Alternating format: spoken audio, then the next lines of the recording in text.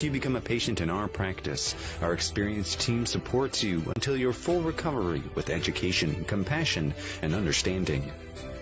Our focus includes sports injuries, as well as the treatment of a broad range of orthopedic complaints, from common tendon ailments and arthritic joint pain to traumatic injuries. Our facility offers an on-site physical therapy suite. In conjunction with specifically designed exercise programs, non-invasive and advanced healing technology, we can not only address the current injury, but also find the underlying cause, such as muscle weakness, imbalance, or improper form. We also offer non-surgical modalities, such as platelet-rich plasma injections, which can lead to an accelerated recovery. To provide efficient and excellent care, personal interactions and individualized attention for each patient is important. We are committed to create a protocol that can eliminate similar injuries in the future. At North Jersey Orthopedic and Sports Medicine Institute, we are dedicated to providing the highest standard of care and comfort of athletes, including patients with non-related sports injuries. Board-certified orthopedic surgeon and sports medicine specialist Dr. Michael Rusinella utilizes non-surgical and minimally invasive surgical procedures to help patients regain back their quality of life.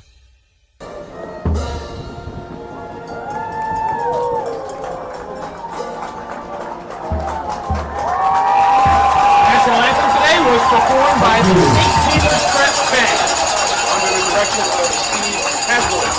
Once again, welcome into Cave and Point, everybody. I'm Kevin Connolly alongside Justin Pennick. But here is on camera for us the National Federation of High School Sports Game of the Week. The undefeated Bergen Catholic Crusaders, the 6-2 St. Peter's Prep Marauders. Before the Marauders had lost 2 in a row, they were right behind Bergen Catholic in the New Jersey rankings at number 2. They dropped down to number 7, but the Marauders now trying to elevate themselves back into that top 5, maybe push the top 3, and earn potentially a number 2 seed in the non-public state tournament coming up next week. Yeah, and frankly, of course this is a game that does have a lot of playoff implications. We talked about that kind of at the start. But looking at it from a St. Peter's Prep standpoint, heading into the playoffs, no matter what, you're going to be in the playoffs. No matter what, you're going to have more football coming up this season. And they've earned that right during the regular season. But finding things that work for you, and finding things, even if this game is a win or a loss, no matter what for St. Peter's Prep, coming away from this game, learning more about your football team and what you can do to find sustainable success, especially on the offensive side of the ball, that needs to be something that is a priority today for St. Peter's Prep. How are we going to attack the playoffs? What is going to be our identity on the offensive side of the ball heading into these playoffs? Captains at midfield for the coin toss for Bergen Catholic, Steve Angeli, Ryan Butler, DJ Samuels, and Jaden Gould for the Marauders. Avery Powell, the injured Eric Perez, alongside Fitzroy Legister and Paul Leftwoods. Bergen Catholic, the visiting team, and it looks like they have won the toss, and they'll elect to defer their option to the second half. So Justin, that means it's Champ Long, and the St. Peter's Prep offense is going to get a first crack at it. Absolutely. And you talk about, you think it's a shootout. Bergen Catholic has been susceptible to slow starts. Yep. They were trailing 10-0 2 weeks ago against St. Joe's at home. Last week they trailed 14-7, 21-14, and 28-24. They scored 21 points in the fourth quarter to beat the Pirates by 10 on the road. Yeah, so you have to know that, and that's why I think if you have the mentality of expecting a shootout this game and then you get off to that fast start, number one, it tells you we can't let our foot off the gas because we know that this Bergen Catholic team, they're bound to come back. They're bound to have that mentality of they're not going to back down. So that's why expecting in your brain, whether it's being down 14-0 or up 14-0 in that kind of scenario, no matter what, you do not want to let your foot off the gas. So it is quite windy today, Kevin. There are no flags on the goalposts but you do have the flag pole. You can see the United States flag just across the 30-yard line on the St. Peter's Prep sideline.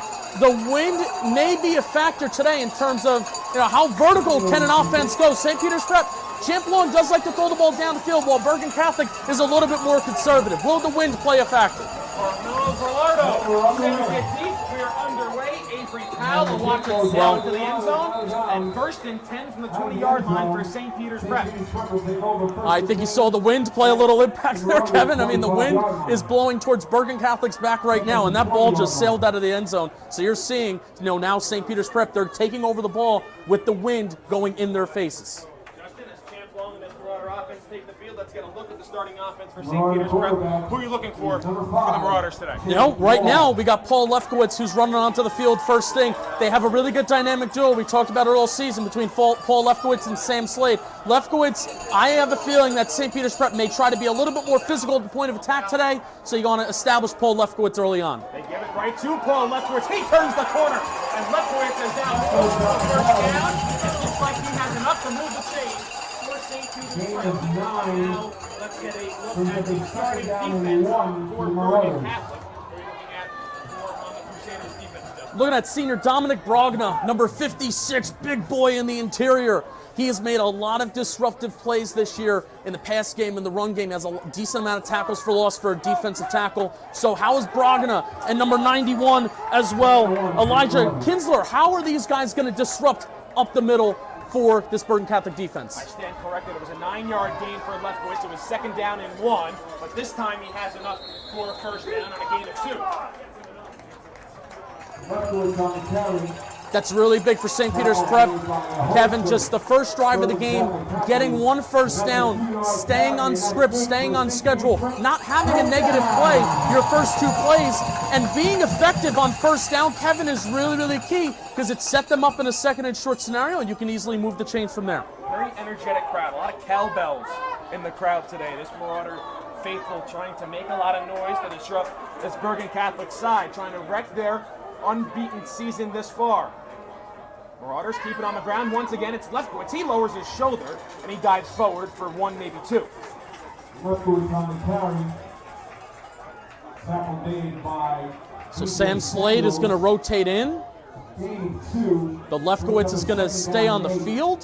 Joe Asai, the tight end, will check out. Justin, we saw a lot of it in the second half last week against Pope John, where this Marauder offense really got back to their roots in terms of running the football. Yeah, and they haven't done a lot of this year. They've done it in some situations between utilizing the 2 running backs on the football field. I love this. I love this look right now as Sam Slade. He can motion out, and he can be a weapon as a receiver as well. They'll go to the air for the first time. Shovel pass to Lefkowitz. He bounces off a couple of defenders, and it looks like he'll get out to the 35-yard line. Another gain of about 2. It'll bring up the first third down of the game for St. Peter's. It'll be a 3rd and 6. Kevin, and that's the risk at this point in the season. That's the risk of doing some new things on offense where, yes, St. Peter's Prep, they had a bye week 2 weeks ago, so you can maybe practice and implement some new things. But that was a play that looked like it had some opening to it, but it just wasn't very fully smooth enough. So that's the risk at this point of the year, putting in new things into an offense. It may not be fully smooth versus things you've been doing since August. Justin, we talked about off-air pregame. How we saw a lot of those shovel passes like you see out of the Kansas City Chiefs. Bergen Catholic does that. And you saw that there for St. Peter's Prep. Long back to pass on 3rd and 6. Has a man, and Fitzroy sees it bounce off his hands. He would have had enough for a first down, and plenty of room to run for the speedster. But the Marauders are now facing a 4th and 6, and they're going to have to send their punt team out. That is something that St. Peter's Prep has had a lot of trouble doing the last couple weeks, is getting their wide receivers who are really good with the ball in their hands, getting them out in space. And Fitzroy, who is a track star, we all know it, Fitzroy Legister is a guy that really could have had a lot of open field, given a stiff arm to get more yards after the contact. That's really brutal. But you are encouraged by doing some things that operated well and that operated and made an efficient offense for this first series. Champ Long, the punter for St. Peter's, a high end-over-end kick. Fair catch and all for just inside the 40-yard line. And Justin, one more thing I just want to add to that. Do you think it could be getting in the hand of Fitzroy Legister? Last week, 2-month punts against Pope John. This time a ball goes right off his hands. When does that become a mind game? Yeah, certainly. You hope it doesn't, and sometimes these are 2 talented schools, 2 talented programs. Every single football player that's on these sidelines, they're very talented. But the mental side of the game, it can absolutely get to anybody. So right now, if you're the wide receivers coach, you're going over to Fitzroy, you're saying, you know how to catch a football, you know how to operate, you know how to be a dude, just go out there and do it. Notre Dame commits Steve Angeli on the field, and he throws a pass at the feet of Christian Carton. It'll bring up 2nd So, Kevin, something I really want to talk about with this Bergen Catholic offense, their identity is largely, running the ball. It's largely high school football is their physical football team, but they are a team that really does get the ball out of their hands quick in the passing game. Steve Angeli, quarterback Steve Angeli, loves to get rid of the ball quick. They're going to utilize the intermediate game. Can these St. Peter's Prep defenders jump some routes, get to that ball carrier quick? Another screen. Brings the pressure. Wide receiver screen. Room to run is great. And he gets brought down at the 45-yard line. It'll be 3rd down and 3 for Bergen Catholic. Kevin, that is an incredible play. Incredible play by Bryce Rooks. I mean, the defenders, 3 St. Peter's Prep secondary players that don't come up and make the play, but he's able to come up to that secondary level, chase down that wide receiver in the 3rd and short right here. Handoff. Butler runs forward. I don't think he got that. The Marauder defensive line breaks through the Bergen Catholic offense. It's a gain of 1 on the play. 4th down and 2. Bergen Catholic keeps their offense out there. Bergen Catholic is an offense that really likes to go up-tempo, and they still make substitutions. No substitutions here. They do go for it. The handoff up the middle, and the Marauders stop them. The Marauders defensive line comes up big. It's a turnover on down. And St. Peter's Prep will have 1st and 10 from the Bergen Catholic 45-yard line.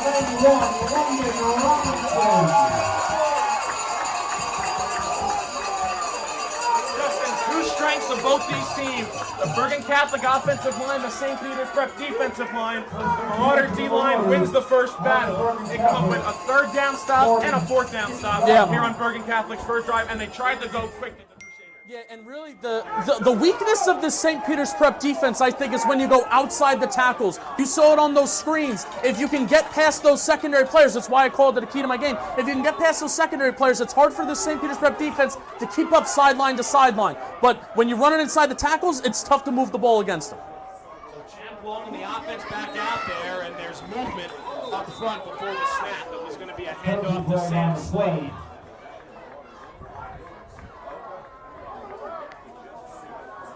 Start against St. Peter's, and now they'll have 1st and 15. Start against St. Peter's. 5-yard penalty. Repeat 1st down. So Kevin, on the first play of the series, having a negative play, when it's a play that doesn't necessarily count, but it's a false start, having a negative play like that, 1st down effectiveness, 1st down is one of the most important downs in the game of football, and having a negative play like that sets you back, it's not exactly what you want. So 1st down and 15, ball gets spotted back inside Marauder territory at the 49-yard line. Fowler comes in motion. It's a handoff to Slade, trying to turn the corner. Has a little bit of room to run. And he falls forward to the Bergen Catholic 48-yard line, a gain of 3 on the play. St. Peter's Prep isn't typically known to run a very tight formation that, from the 20-yard line to the 20-yard line, respectively. Typically they'll run maybe some tighter stuff in the red zone, but again, that's a different look and that's a different formation that we haven't seen a lot this year. So it's another new thing that I think St. Peter's Prep offense coordinator Ryan O'Flaherty that they're trying to throw at this Bergen Catholic defense. So it's a 2nd down and a long 12. 3 receivers split out to the near side, 1 to the far side. Sam Slade in the gun next to Champ Long. Fowler comes in motion. Dump off the screen to Slade, and Slade gets brought down from behind. Samuels in on the tackle. Slade might have gained a yard. That'll bring up 3rd and 11. Samuels does a good job coming off a block there. This Bergen Catholic defense, they're playing very good gap integrity right now. They're not getting too far up the football field. St. Peter's Prep, they're running some of these draws. They're trying to get the timing off of this Bergen Catholic defense to try and get some room in the middle of the field. Not happening right now. Great play by Samuels. Marauders will slow down the tempo. 7 minutes left to go here in the opening quarter. A 3rd down and 11 for the Marauders. They forced a turnover on downs on their first defensive possession. On their first offensive possession, they picked up a 1st down and then had a punt. Not trying to waste good starting field position on the Marauders. Long takes the snap. He's under pressure. Pump fakes, spins, rolls out, and throws it with nobody in the area. I think the conversation is going to be about intentional grounding. And that flag does come out. Justin, I thought that ball got back to the line of scrimmage and he was out of the pocket, but the referees say otherwise. Yeah. This may help a little bit, depending on the. Actually, no, it doesn't help considering that the wind is in St. Peter's Prep's face. So it's a 10-yard penalty from the spot of the foul, also a loss of downs. Fourth down forever, the Marauders will punt. Yeah, I mean especially when you mark that ball 10 yards down, it goes on the 30-yard line. You're at least trying to win the field position battle with this punt, and now you have a good chance of Bergen Catholic getting the ball around midfield. So it's about a 4th and 31 or so. Long on the punt, good snap. Long gets it away. A high spiraling kick that's short, bounces the 50-yard line, takes a Bergen Catholic bounce, and St. Peter's will down it inside their own territory. Great starting field position as Angeli and this Bergen Catholic offense come back out on the field. Interior offensive line for St. Peter's Prep. 6-yard line. Got to lock up there. Got to lock up on that third down. At least if the edge spot gets beat, if the tackles get beat, at least Champ Long can maybe step up in the pocket, but getting beat up the middle like that and having him run to the outside and then trying to get rid of the ball, I mean, that's a big penalty there. Bergen Catholic takes over on St. Peter's Prep side of the field. Hand off near sideline and it's brought down. There's Brian Cutler. Cutler going for a face mask. I don't see a flag, but the referee is stopping it. Now we're going to talk about it. I don't see a penalty marker on the field, do you? I do not. And look at the ball. There was a flag. It's going right on the near sideline. So it is a face mask against the move the ball 15 yards closer for Bergen Catholic. They'll mark the penalty off the 45-yard line. They'll go all the way down to the 30. First down and 10 for Bergen Catholic. Kevin, a false start to start the last offensive series for St. Peter's Prep. Then you have the intentional grounding and now a personal foul penalty. I mean, you're garnering up a lot of penalty yards right now. If you're St. Peter's Prep, then that's not a good thing for you. And that's a false start. False start against Bergen Catholic.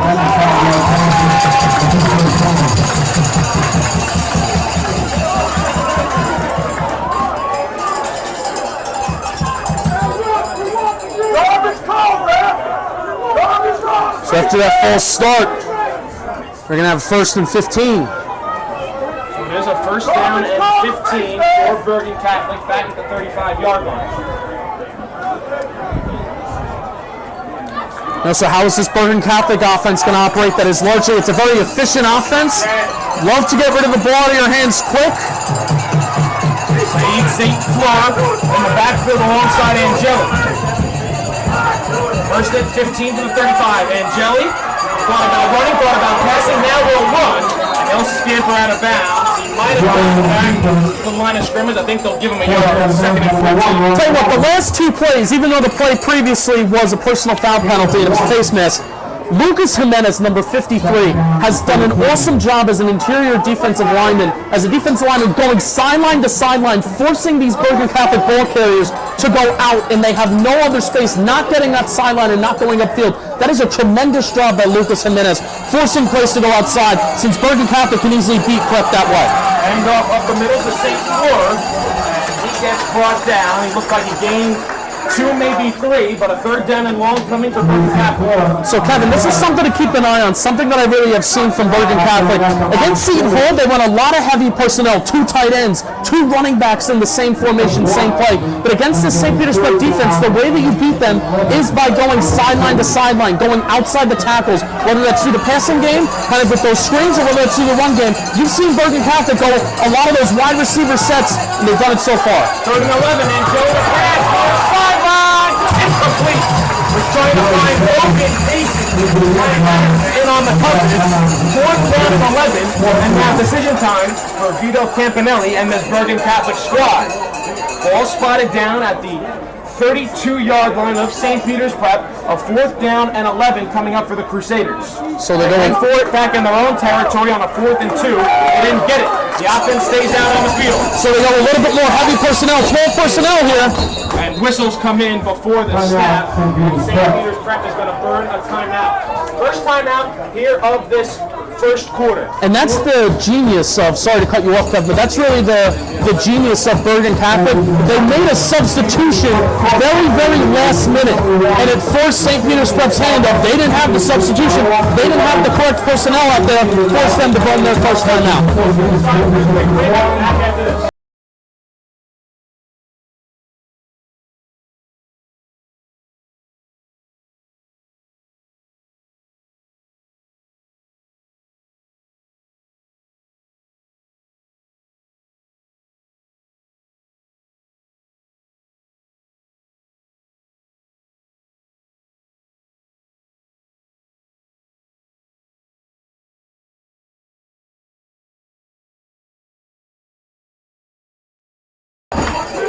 Fourth down and 11. Bergen Catholic keeps their offense back out on the field. And Jelly back to pass. Plenty of time. Throws complete. Butler, he gets brought down. I don't think he got there. He did not. The second straight turnover on downs scored by the St. Peter's Prep defense. And they'll get the ball back with 4:46 to go in the first quarter. Keeping this Bergen offense in third and long situations. Third and to go situations is going to have, I mean, it's a key in every football game, Kevin, but St. Peter's Prep defense, they've done a good job to kind of start third and to go, long situations, forcing Bergen Catholic to do things that maybe they don't want to do on the offensive side of the ball.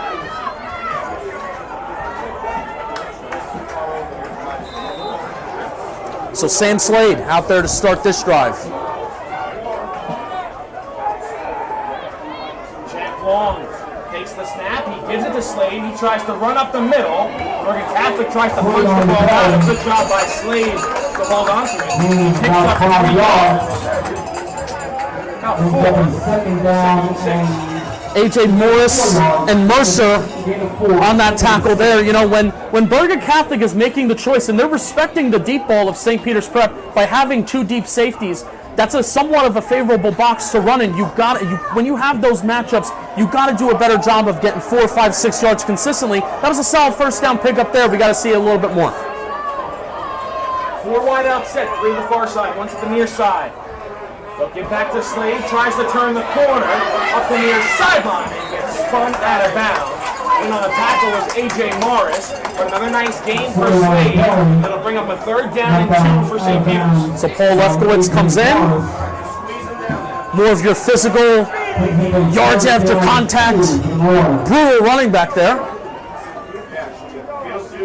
No, so this is an interesting approach by the St. Peter's Prep offense. I don't know if it's one that they're fully comfortable in, but getting a first down every 3 plays, and that's very, very tough to sustain in the game of football. Just kind of chunk, chunk, chunk, little chunk, little chunk, little chunk. I really think that they're going to be looking for more of a bigger chunk play here eventually. 3rd down and 2.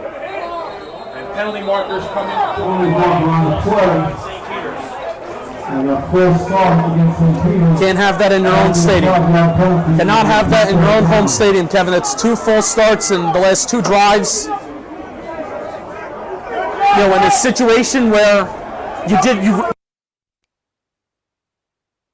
first down, you want to reward yourself with a 3rd and short, and they did that, and you know, now you have a 3rd and long.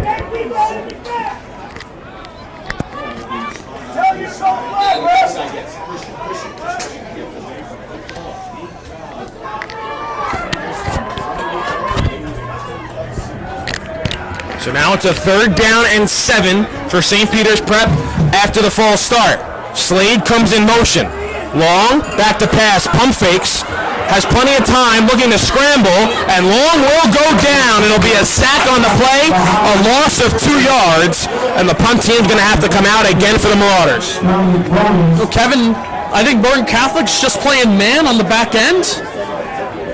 Beautiful coverage sack, and I love how those, good job by blocking for the St. Peter's Prep offensive lineman, but also you have everybody playing their responsibilities up front on the defensive line. Champ Long has been a guy that has been known to improvise, and he likes to throw on the run. But great job by everybody up front, keeping their gap integrity, keeping Champ Long in that pocket relatively. Long gets the punt away, almost blocked. This time it takes more of a St. Peter's Prep roll as the ball will roll all the way down to the Bergen Catholic 46-yard line. So, Justin, 3 punts for the Marauders on offense so far today.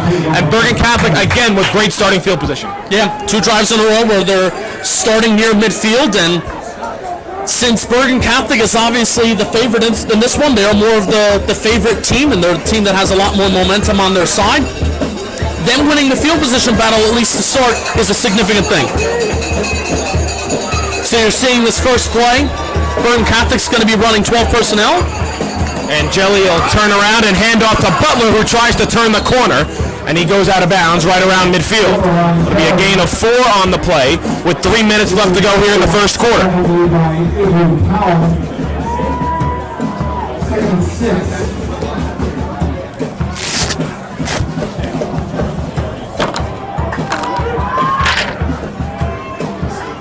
Second down and 6. Again, they go to Butler. Butler with some tough physical running, and he'll gain another about 3 yards on the play. Call it 4, 3rd and 2. Mentioned last drive that Bergen was throwing a lot of spread sets, a lot of 11 personnel with 3 wide receivers. Now you see the heavy set, the 12 personnel, mano-a-mano football. And Jerry with the play action throws, broken up, but the play was whistled dead before the snap, and now we'll get to check and see what the official is. Red ball offside on St. Peter's, so that's a free first down given to Bergen Catholic. 5-yard penalty on a 3rd and 2. First down and 10 for the Crusaders. They'll have the ball at the Marauder 41-yard line. 3 first downs, 3 yards for Bergen Catholic. It's just a continuing cycle, offense, defense, special teams. Not a way that you win a bowl game if you're St. Peter's Prep. And Jelly under center. Turns around and hands to Butler. Butler with blockers out in front. Ryan Butler carrying 3 Marauders on his back. It'll be KJ Miles with the tackle, and it's a 9-yard gain for the Bergen Catholic tailback. And now we have a stoppage for...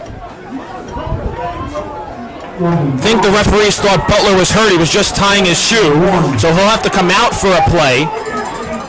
Saeed St. Fleur will take his spot. 2nd down and 1 for Bergen Catholic. 2:15 left to go in the first quarter. And Jelly takes the snap, hands to St. Fleur. He has room. There goes St. Fleur all the way for a Bergen Catholic touchdown. The Crusaders finally break through this powerful defensive line of St. Peter's Prep, and they strike first.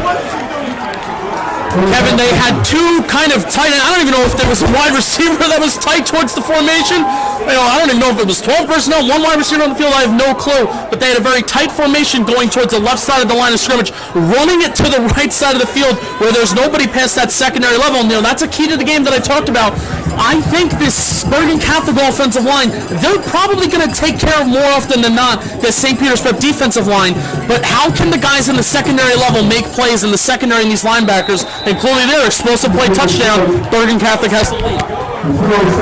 Extra point is good. 2:07 left to go in quarter number 1. Bergen Catholic 7, St. Peter's Prep nothing. We'll be back right after this.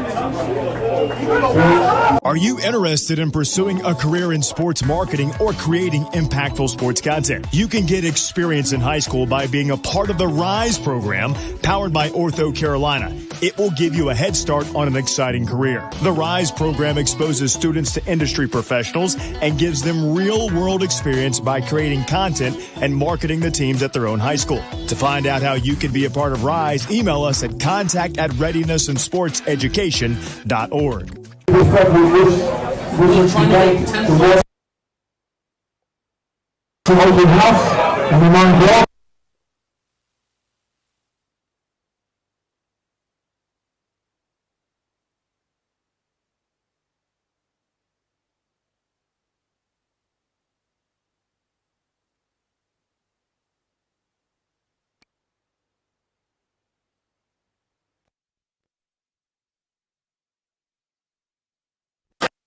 Back here at Caven Point, Marauders on the ensuing kickoff. Fitzroy Legister gets brought down after a nice return.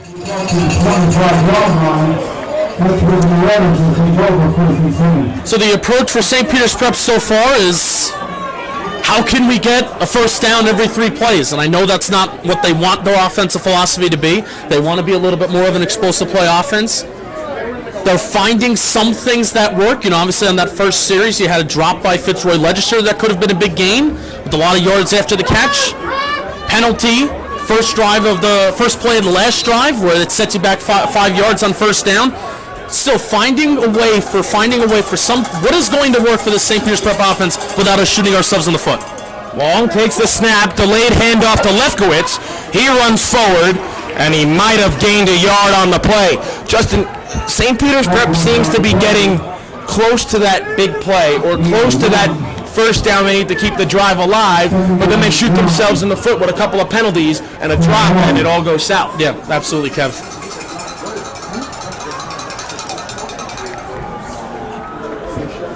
So 2nd down and 9, and now we see the Marauders go slow. I know you're not the biggest fan of that now with 1:25 and counting left to go here in quarter number 1. Slade gets sent in motion once again. Long will keep it himself on an RPO, and he'll dive forward for a gain of 2. 3rd down and long, 3rd and 7. Yeah. So you become a predictable offense. 3rd and long, and you're most likely going to throw, and that allows these pass rushers and these guys up front for Bergen Catholic to get after the quarterback. They know what's going to happen. You don't have to play as much good gap integrity on 3rd down. You know that you got to get after the quarterback. You got to get him on the ground. So 3rd down and I'll call it 6. So long 6, I would say, for St. Peter's, and now whistles come in before the snap. And a timeout is called. No, I think something with the clock. No timeout is called, but there's a clock issue. Clock's reading 10:50. I think there was about a second left, so not a timeout, just a clock issue here. They're going to try and reset the game clock. Currently sits at 10 minutes and 50 seconds. Last time I glanced over at it, it said 1:25 and counting.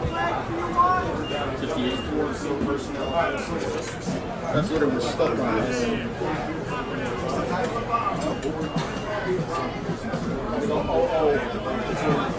So again, just a clock issue here. It'll be a 3rd down and a long 6 for St. Peter's Prep. And Justin, if not for anything, they need a first down here to keep their defense on the sideline. Their defense has been out there this entire quarter, and they finally broke on that 30-yard touchdown run by Saeed St. Fleur. Yeah, and if anything, I think St. Peter's Prep, you just want the quarter to end so you can change sides of the field. I mean, the wind is still in their face, and if they punt here, you're talking about another possession where Bergen Catholic is going to be starting near midfield. Clock now moving. It's set to 41 seconds. Now rolling. 3rd down and 6 for the Marauders. Long, back to pass, plenty of time, steps in the pocket, throws a deep ball downfield, Legislature, and it's intercepted! Jaden Bellamy comes up with the pick, and Bergen Catholic has their first turnover of the game.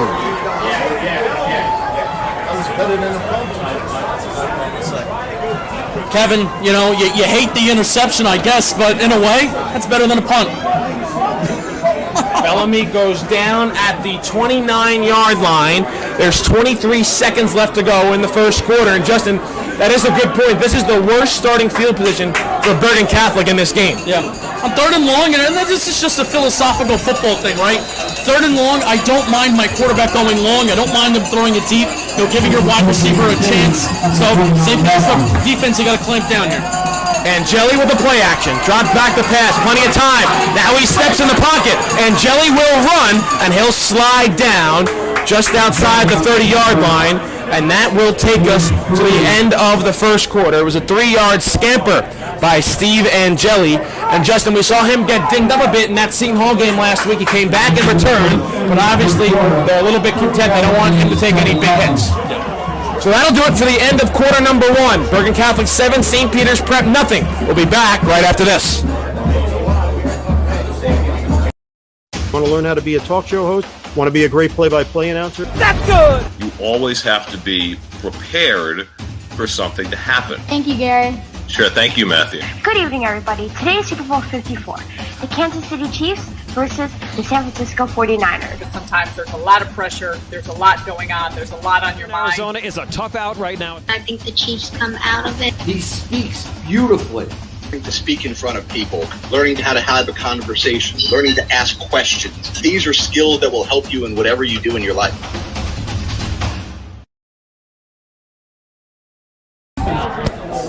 Back here for the start of the second quarter.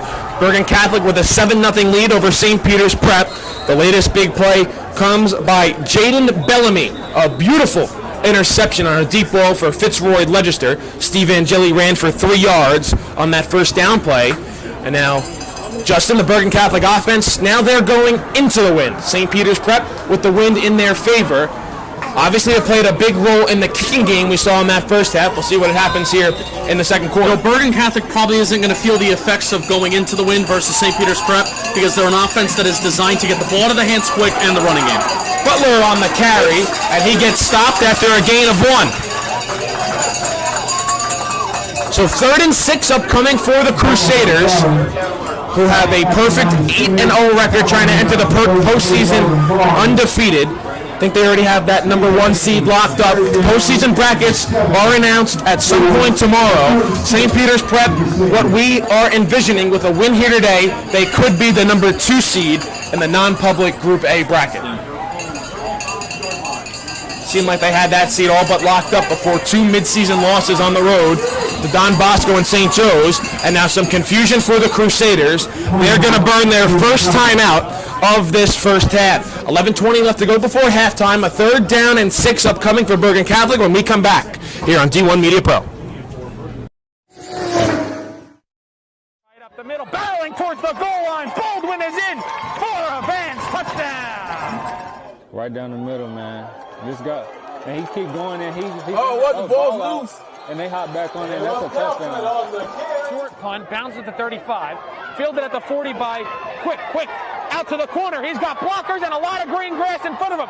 Cuts back. He's in for a touchdown. Swing pass in the flat. Touchdown. Good job, block. 3rd down and 17.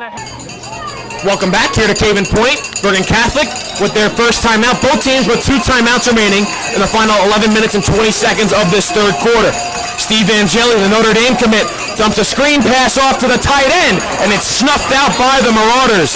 Roy Linder on the reception. 4th down and 2, and now for the first time today, Justin, we're going to see Bergen Catholic punt. Yeah, that's a great job. Great stop by that St. Peter's Prep defense. Another 12 personnel look. Another thing where there's a lot of movement. There's a lot of things happening after the snap for Bergen Catholic. A lot of things where these St. Peter's Prep, this Prep defense, a lot of places where their eyes can go. Great job to get that ball carrier down right there. The speedster Fitzroy Legister back deep to receive. That punt is into the wind, and it's short, spiraling, and Legister calls for a fair catch.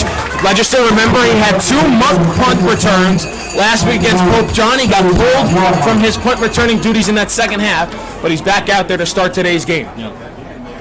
All right, for St. Peter's Prep, this is an offense that earlier this year, and when I think of St. Peter's Prep's offense, at least to start this year, this is an offense that just there's a lot of pre-snap motion. There's motion at the snap. It is active. There's athletes that are running sideline to sideline, screens. It's a high energy offense, and that just flat out has been missing these last couple weeks, and they need to find a way to get that energy and that flow back on their offense. Sam Slade gets a start in the backfield on this drive for the Marauders.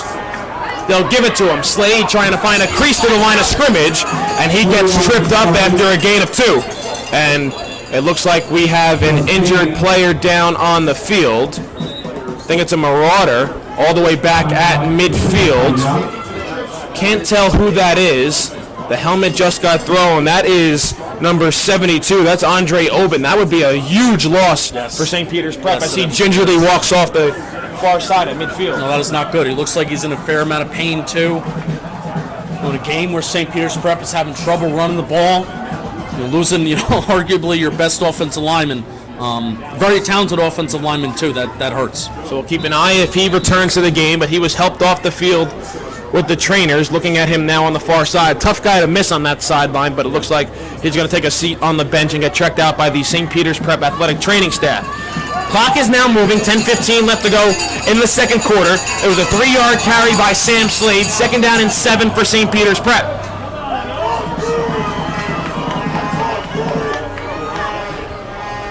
Long dumps out a swing pass to Slade, and he gets pushed out of bounds. He might have gained a yard, not much more. They will give him a yard. Justin, it feels like we've been saying this all day. 3rd down and 6 for St. Peter's. Yeah, 3rd and 6, and even when they've had the 3rd and shorts, they've hurt themselves with penalties. And Steven Lazama on that play, he took the place of Oben at left tackle. Nice punch on that first play. No, it was a quick little, little swing pass to the outside, but nice punch that he had on the Bergen Catholic defender. So I'm having my eye on him and what they're doing at left tackle. Are you surprised first play Oben leaves, they directly go to his side? No, just getting rid of the ball quickly, that's not a surprise, especially when you lose your left tackle. 3rd down and 6. Long again in the shotgun. Drops back to pass. Under pressure. Steps up in the pocket. Throws over the middle. Deflected and caught. Zion Fowler, the big reception. The ball went off the hands of, I believe, Jaden Gould. But St. Peter's Prep comes up with the reception. And Justin, now's a good point to mention. It's been a nice week for Zion Fowler. Yeah, Zion Fowler just recently committed to the University of Pittsburgh. And hey, if you're St. Peter's Prep in this offense, getting a little bit of luck every once in a while when you've been so stagnant, you're never going to complain about that. So Fowler earlier this week, I believe it was on Monday, verbally committed to Pittsburgh. He comes up with a big 3rd down catch there on the deflection by Gould. Lefkowitz and Slade both check in, 3 receivers. Fowler's on the far side of the field. Legister's the receiver close to the near side along with Hassan Moore. Fowler dumps it off. Lefkowitz barrels forward, and he picks up about 5 yards. Second time we've seen that play today, Justin. And the second time it was executed a little bit better, where the ball got out of Champ Long's hands a little bit quicker. Paul Lefkowitz got a little bit more depth, got a little bit more past the line of scrimmage. So there, versus the first play of the game, this gets a nice 5, maybe 5.5, 6-yard pickup. 8:50 and counting left to go before halftime. Bergen Catholic with a 7-0 lead over St. Peter's Prep. Slade and Lefkowitz stay in the game. Hassan Moore, slot to the near side. Legister split out wide to the near side. Fowler to the far side. Slade comes in motion once again. A new formation we've seen today from Ryan O'Flaherty in this Marauder offense. Long under pressure. Rolls out. Near side. This is where he's dangerous. Pump fakes. Now he'll run. And he ducks out of bounds just beyond before the 30-yard line. And good enough for St. Peter's first down. They needed that, Kev. 2 first downs in a row. 2 first downs consecutively. This is where St. Peter's Prep can pick up a little bit more momentum and a little bit more flow, a little bit more energy to their offense like I talked about before. They're inside the 35-yard line, down at the 33. Marauders, though, will slow things up. Clock stop, 8:22 left to go in the second quarter. Justin, we saw it earlier in the year with formations with Sam Slade and Paul Lefkowitz in. Marauders went away from that in the middle of the year, but now they're back to it here against Bergen Catholic. Yeah. And we've seen Slade motion out a lot so far in this game.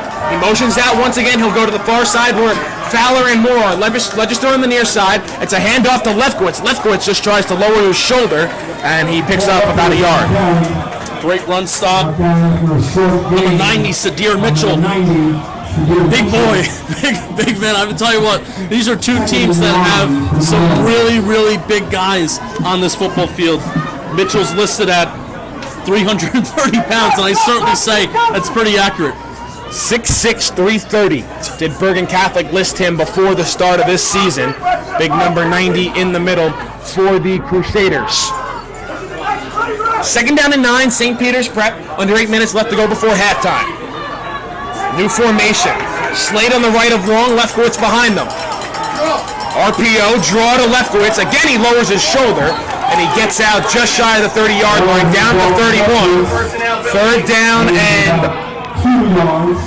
a short 7, or a long 7, a short 8, I should say. Yeah, and something that's significant here about the personnel of Bergen Catholic's defense, at least on that last play, they're still running a 4-3, even though St. Peter's Prep, pretty much every single play that they're run, they're going to have at least 3 wide receivers out on the field, or maybe there's a 4th. So they're Bergen Catholic is still staying in like that 4-3 base where their outside linebacker, they'll be kind of covering. Right now there's 4 wide receivers out. Slot on the near side. Avery Powell comes in on offense for the Marauders. 5 wide out set. Lefkowitz went to the bench. Legister and Powell to the near side. And I think Powell jumped early. That's the gamble you run, Justin, with having a player on offense, player come in on offense who's only taken one other offensive snap so far. I think there's a little bit of a discussion that's needed here, because was it a full start or was it an encroachment? St. Peter's Prep motioning to Bergen Catholic and vice versa. Looked to me like it was a false start, and it is going to be a false start of the Marauders. So now we go from a 3rd and a long 7 to a 3rd and a long 12, almost 3rd and 13. Yeah. And now referee's going to say his time, and I think we might have another clock adjustment. Currently sits at 7:02. We'll see what they reset it to, and they'll bring it down to 6:48. So they'll run a couple more time off the clock. Powell stays in the game. Same formation on the far side. It goes Fowler, Moore, Slade. That's far side to the line of scrimmage. Near side, it's Powell in the slot. Legister on the split out wide. Throws, has Powell, and he drops it. That would have been a first down for St. Peter's Prep, but Avery Powell can't reel in the pass. Justin, that's 2 times today we've seen a 3rd down pass that would have been a first down drop by St. Peter's. Yeah, maybe you want Champ Long to put that a little bit closer to his body, but Avery Powell, he's I feel like defensive back for a reason. Those defensive backs, typically those balls go off their hands and wide receivers catch those balls, but still, you like the different look, and you knew as soon as Avery Powell was going to enter the game that he might have been getting the ball, and certainly he got it there. Offense stays out of the field for St. Peter's Prep. 4th down and 12. Maybe a pooch punt scenario. Marauder defense has played well. Now Long takes a couple of snaps back, and it will in fact be a pooch punt. A good one by Long. Can the Marauders down it? Yes, they can. Zion Fowler right on the goal line. Did he stay in? Did he stay in the field of play? I think he did. Bergen Catholic's going to have first down and 10 from about the half-yard line. Justin, special teams, special there for the Marauders, even though it was their offense on the field. Yeah, that is a tremendous job, and Zion Fowler, a good football player, and you got to be a good football player on a couple different sides, and when you're asked to do something on special teams, he went out there and he did it. So now you have an opportunity if you're St. Peter's Prep. The field shrinks. The field shrinks when you're in the red zone, when you're on offense side 10-yard line, and also I feel like the field shrinks when you're in your own territory on the offensive side of the ball. So St. Peter's Prep has an opportunity now. This is the strength of their team. Mono-y-mono football. Who's going to win it here, Kevin? Quarterback sneak for Angeli, and he'll get some breathing room. Bergen Catholic wasn't even at the 1-yard line. They were at the half-yard line. They'll dive forward for a gain of a yard, maybe 2. That'll bring up 2nd down and 9 from the 2. Similar personnel, similar formation for Bergen Catholic. They are really good at making substitutions when nobody sees it, so maybe they alternated somebody in and out, but it looks like they're still going pretty heavy. I don't think another QB sneak's coming, but certainly inside the tackle box I think is coming. It could be heavy. Jumbo set. They do hand off to Butler. Butler breaks through the line of scrimmage, and there he goes. He has a first down and a lot more. There goes Ryan Butler. A stiff arm, and he's all the way out past the 40-yard line. Ryan Butler. He runs like you'd want a running back to run on Sundays. And it's a 38-yard run. And Bergen Catholic is all the way out to their own 41-yard line. Yeah, they're going to go quick and they're going to go up tempo, but that's again, I talked about it before the game. Who is going to be there for St. Peter's Prep? What linebacker, what defensive back is going to be there to get these running backs down if they pass the first level? They give it right back to him, and this time he doesn't have as much luck. He gets caught in the backfield. In on the tackle was Bryce Rooks. That'll be 2nd and 10. Again, we know these defensive linemen, we know they're going to make their plays, but out of C.J. Wesley, and this is where losing Eric Perez, number 9, who was honored before the game, this is where losing a guy like Eric Perez really does hurt, because who are going to be these guys? I know Jaden Bonsu is a really physical player who is their slot corner, but he plays a lot in the box as well. So what Bergen Catholic is going to do not really on this snap, but they're going to have Jaden Bonsu is going to be in the box because of the tight personnel. So can these guys come up and step up and make plays on the ball carrier? They'll hand off again to Butler. This time he has more room to run. Tries to get to the outside, and a penalty marker comes in after the play. So Lefkowitz was on the side of, he was the linebacker where he's on the side of where that ball was going. Wesley has to come across the field and make that play. So that was a good play by Wesley, but still a positive gain on second down, depending on what the penalty is going to be for Bergen Catholic. It's going to be a face mask penalty on Bergen Catholic. You don't often see a offensive face mask penalty called, but you get one there. It's still 15 yards, so now Bergen Catholic way back behind the chains. We'll see where they mark it off from. What Bergen Catholic has an opportunity now. There's about 4 minutes and 30 seconds left in the half. Wonder if that was a hold. Referee pointed like it was a face mask. Yeah, it didn't bring him back 15. Yeah, so I think it's a hold. It'll be 2nd and 12. So my apologies on that. It was a hold. So it's 2nd down and 12 for Bergen Catholic. Now they'll spread it out. 4 wide receivers, 3 to the near side. And that takes Jaden Bonsu out of the box. And Jelly back to pass, under pressure, spins out, and London Robinson will bring him down for a sack all the way back to the 20-yard line. London Robinson has been a guy that has wreaked havoc all season long. And getting to the quarterback there, and there was a gang of Marauders defensive linemen who really got back there. That is a great job. Great coverage on the back end, but also a great job of the pass rush kind of cleaning that up. Bergen Catholic will take their time, 3:40 and counting left to go before halftime. It's 3rd down and 31 for the Crusaders. 3rd down and 31 yards. Bergen Catholic has to get all the way out to the St. Peter's 49-yard line. They'll run a draw with Butler, and he'll take a couple of defenders forward. He'll gain about 6 or 7 on the play, but Bergen Catholic will be forced to punt with 3:15 and counting left to go before halftime. Both teams with 2 timeouts each. Marauders not burning one yet. Do you agree with that, Justin? I would call it right now. I really would call it right now, because there's no 2-minute warning in high school football, and St. Peter's Prep, they haven't produced enough explosive plays to really do a lot with the ball, but not a lot of time left. Good punt into the wind. Legislature calls for a fair catch at the 37-yard line. So out comes the St. Peter's Prep offense. 2 timeouts in their back pocket. 2:50 to go before halftime, and they're still only trailing Bergen Catholic by 7.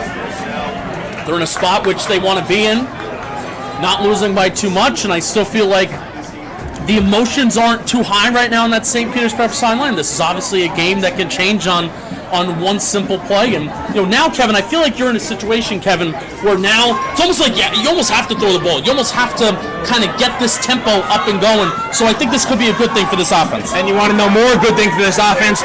Obin checks back into the game. Andre Obin after getting hurt on the last drive. Legislature now comes in motion.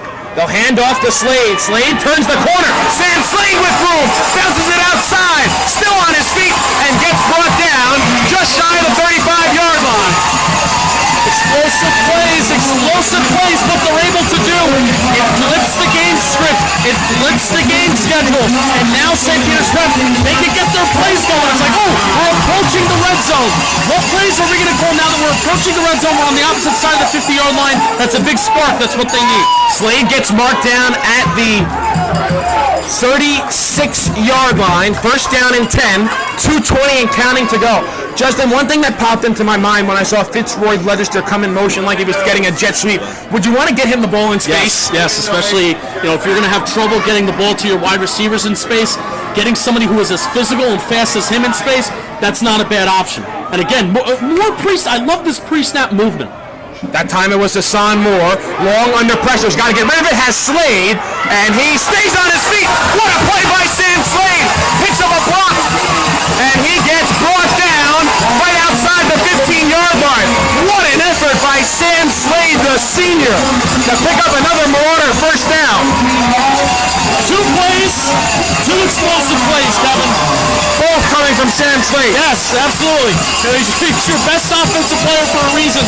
And he could show the patience, he could show the pretty feet inside the tackles, but he also could show the ability to break tackles and the speed in the open field. He showed that the last 2 plays. They mark him down to the 17-yard line. 1:25 left to go before halftime. Marauders on the move. Long back to pass, under pressure, dumps it off. Slade once again makes a man miss, and then gets brought down right at the 9-yard line. That'll be a second down and call it 1.5 for the Marauders. Clock is still rolling, Kevin. About a minute left in the half. St. Peter's Prep still has 2 timeouts in their pocket. As does Bergen Catholic, and the Crusaders get the ball to start the second half. Now with 50 seconds left to go, it's 2nd and 1. Marauders, a little bit confused, getting lined up. 40 seconds and counting. Fowler comes in motion.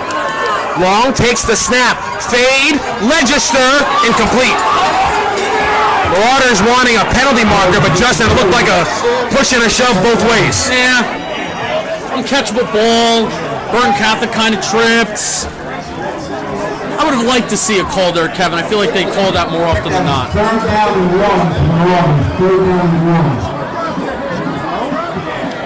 So 3rd and 1, you obviously can pick up a first down without scoring a touchdown here. The ball is just inside the 10-yard line, it looks like. 30 seconds left to go. Both teams with 2 timeouts. Justin, I think the stating the obvious, got to get the first down here. Yeah. I mean, two plays to do it. It's also 4-down territory, so if you want to look to the red zone here, or the end zone here, I don't hate that. Long will keep it. He'll dive forward. I don't know if he got it. It doesn't look like he did. And St. Peter's is going to burn a timeout. So a 2nd down fade to the end zone goes incomplete. A 4th down quarterback draw gets no yards. And now it's 4th down and 1 with 24.5 seconds left to go before halftime. And St. Peter's Prep is going to burn a timeout, presumably now to keep their offense out on the field, because if you wanted to kick a field goal, you just let the time run out and kick a field goal, right? Yeah. So I do think they are going to go for it here. I mean, Nico Duarte is a quality field goal kicker, especially when you consider that you have the wind on your back now, so that's not a concern. But you're not calling a timeout with 24 seconds left on 4th down to kick a field goal. No. You would let the time run down to 3 seconds and call a timeout. No, absolutely. So I like the aggressive approach. Champ Long calling his number there. Now, in my opinion, I want to see what you think. This is where the Marauders not being able or not going under center hurts them. Yes, no, absolutely. Especially on that play. You could just get under center, get the first down, then call your timeout. But out comes the offense for St. Peter's Prep. 4th down and 1 for the Marauders. Ball's currently sitting at the 9-yard line. They have to get to the 8. They may go under center here, Kevin. They've done it a few times when they've absolutely had to, and I think they may do it here. Nobody's behind Champ Long. He does go under center. Bergen Catholic stuffs right in the offensive line. Legister comes in motion. They'll give it to Fitzroy. Legister, he gets spun down. I don't think he got it. Bergen Catholic comes up with a defensive stop. The Crusader defensive line stands tall in the red zone, and they force a turnover on downs. Kevin, we talked about it where they put Fitzroy Legister in motion in one of those plays, and we said, oh yeah, I feel like the next time that they do it, they're going to give Fitzroy the ball. Where you don't even have the threat of a running back behind Champ Long on that 4th down, and then you see Fitzroy Legister go in motion. I kind of think that is a tell that Fitzroy is getting the ball in that moment. Now, great job by Bergen Catholic defense. That's a moment, that's something where you have to instinctually just think about, like, hey, I see this, I need to react to it, but kind of predictable seeing Fitzroy go in motion without a running back there. Bergen Catholic takes a knee. That'll take us to halftime. But one other point, DJ Samuels came off the field on that 4th down play, holding his right shoulder. So that's something we'll keep an eye on when we come back after halftime. Bergen Catholic, a 7-0 lead over St. Peter's Prep after 2 quarters of play. Don't go anywhere. We'll be back here on D1 Media Pro.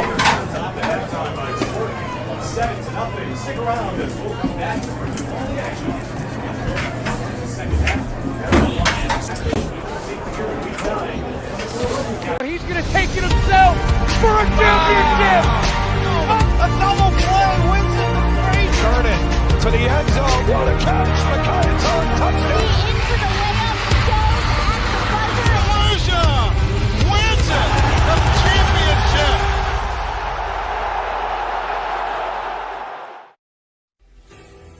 The North Jersey Orthopedic and Sports Medicine Institute is the preferred practice for diagnosis and orthopedic treatment in New Jersey. From the moment you become a patient in our practice, our experienced team supports you until your full recovery with education, compassion, and understanding. Our focus includes sports injuries, as well as the treatment of a broad range of orthopedic complaints, from common tendon ailments and arthritic joint pain to traumatic injuries. Our facility offers an on-site physical therapy suite, in conjunction with specifically designed exercise programs, non-invasive and advanced healing technology. We can not only address the current injury, but also find the underlying cause, such as muscle weakness, imbalance, or improper form. We also offer non-surgical modalities, such as platelet-rich plasma injections, which can lead to an accelerated recovery. To provide efficient and excellent care, personal interactions and individualized attention for each patient is important.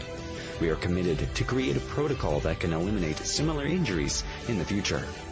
At North Jersey Orthopedic and Sports Medicine Institute, we are dedicated to providing the highest standard of care and comfort of athletes, including patients with non-related sports injuries. Board-certified orthopedic surgeon and sports medicine specialist Dr. Michael Rusinella utilizes non-surgical and minimally invasive surgical procedures to help patients regain back their quality of life. Are you interested in pursuing a career in sports marketing or creating impactful sports content? You can get experience in high school by being a part of the RISE program powered by Ortho Carolina. It will give you a head start on an exciting career. The RISE program exposes students to industry professionals and gives them real-world experience by creating content and marketing the teams at their own high school. To find out how you can be a part of RISE, email us at contact@readinessandsportseducation.org. So just imagine. Nothing I can see but you when you dance, dance, dance. Feel good creeping up on you. So just dance, dance, dance. Come on. All those things I shouldn't do, but you dance, dance, dance. And ain't nobody leaving soon, so keep dancing. I can't stop the feeling. So just dance, dance, dance. So just dance, dance, dance. One of New Jersey's premier high school basketball teams gets their coverage from D1 Media Pro, and it goes like this. Finds Floyd to tie things up. Tie game! 62 apiece. 90 seconds. Floyd attacking and throws it down! Corey Floyd! A missed opportunity down low, behind the back to Bueno and one! Lawrence with Floyd, he'll lob it up for the slam! It's too low for Dunn. Wilcher to Floyd, brings it in and one on the lob! Thought about the three, drives baseline. Oh, what a start for Corey Floyd! Here with Corey Floyd after a tough... Wilcher, three, got it! Simeon Wilcher is fired up! And Simeon Wilcher all alone with the flush. Here with Simeon Wilcher. And a pass taken away by Marshall. And he'll throw it down. Tosses it ahead to Valencia. Serene driving and throws it down. He can't get around and a turnover. Corey Floyd has it. Step through, lay it down the basket. Marcus Cerroti here with Roselle Catholic head coach Dave Boff. Dave, you're coming up. Now it's your time to join.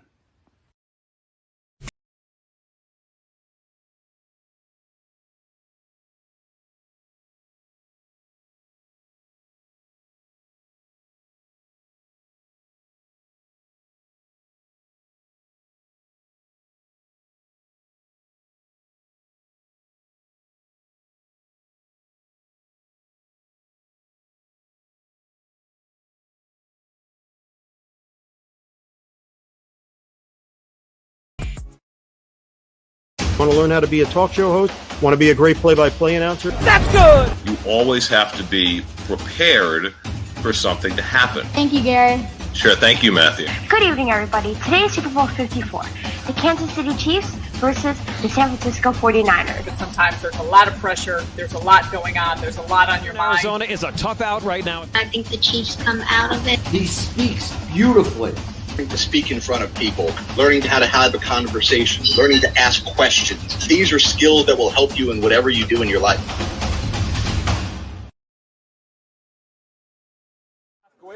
Screen pass out in the flat, caught, and it's a touchdown for St. Peter's. O'Donnell swinging away, puts it over the shortstop's head. That's a base hit. It'll score one. Faraz on his way home. Throw is not in time. Going quickly, Bullock takes the snap, throws to the far side, wide open, touchdown. In there, called strike three. Looking, Mulcahy strikes out the side. He's perfect through two. Now up ahead for the Marauders. Here comes Bergen. They score! Michael Bergen for St. Peter's Prep. Bounced on the ground to short. Faraz Fields flipped to O'Donnell, one throw on to first in time for a double play. Just look back out there for the Marauders. He takes the snap, looking over the middle, has a man, and he scores, reels it in. 35, stick on to defenders, 200 to the 20. Once again. Hit in the air to deep center field. Sicka moving on the back at the wall. It's gone! Ellis Reed with a 2-run blast. And the Marauders have a 6-0 lead. St. Peter's Prep has the best coverage for its student athletes. Why don't you?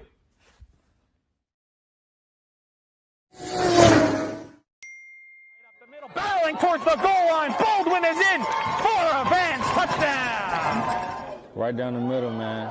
This guy, and he keep going, and he the ball's loose. And they hop back on it. That's a touchdown. Short punt, bounces at the 35. Fielded at the 40 by Quick. Out to the corner. He's got blockers and a lot of green grass in front of him. Cuts back. He's in for a touchdown. Swing pass in the flat. Touchdown. Good job, block. 3rd down and 17, a handoff, getting to the outside, there's a hole, there's a first down, and all the way to the races is Elijah McWilliams to the house for a touchdown and for an IMEC for a division championship.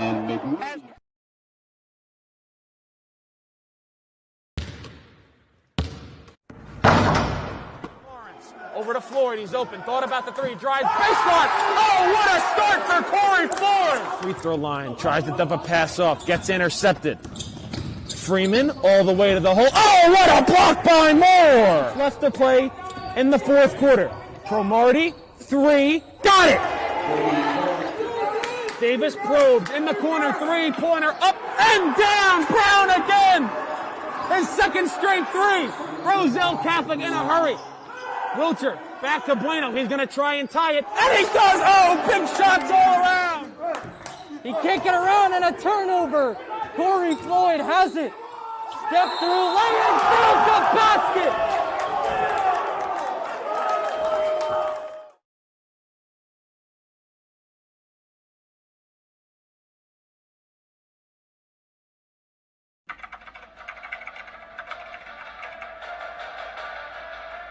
They score! Floyd attacking and throws it down! Touchdown for St. Peter's! I'm here with Darren Lewis with Simeon Wilcher. Here with Precious Achua. About doing overtime.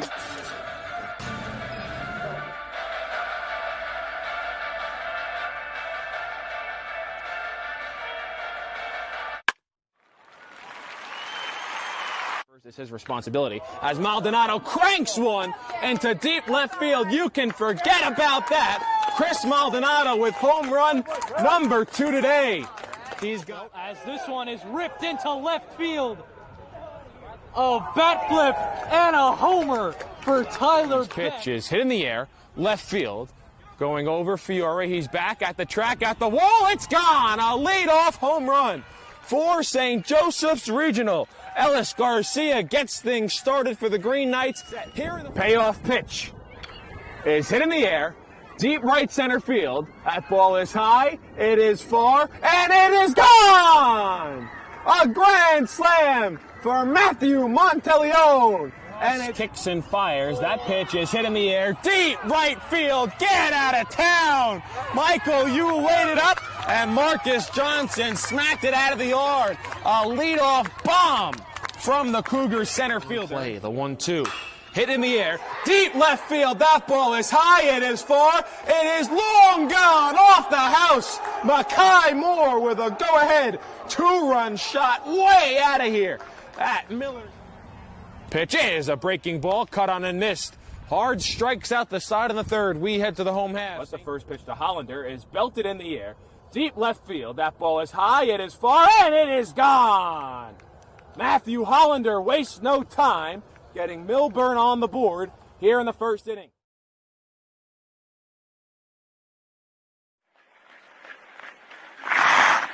Here's Kramer. Kramer walking in. Pass in front. They score! Fine. Puck comes back out to the point. Gorski with a shot, and then they score! Slap shot from the point. Blocked the side. Here comes Ken Bishop walking in short-handed. He scores! Up ahead for the Marauders. Here comes Bigwitz. They score! Michael Benkovich for St. Peter's Pep, and they lead it 3-2. The celebration is underway. The horn sounds, and the Glen Rock Panthers are the McGinnis Cup champions. But that's going to do it. The revenge tour is complete.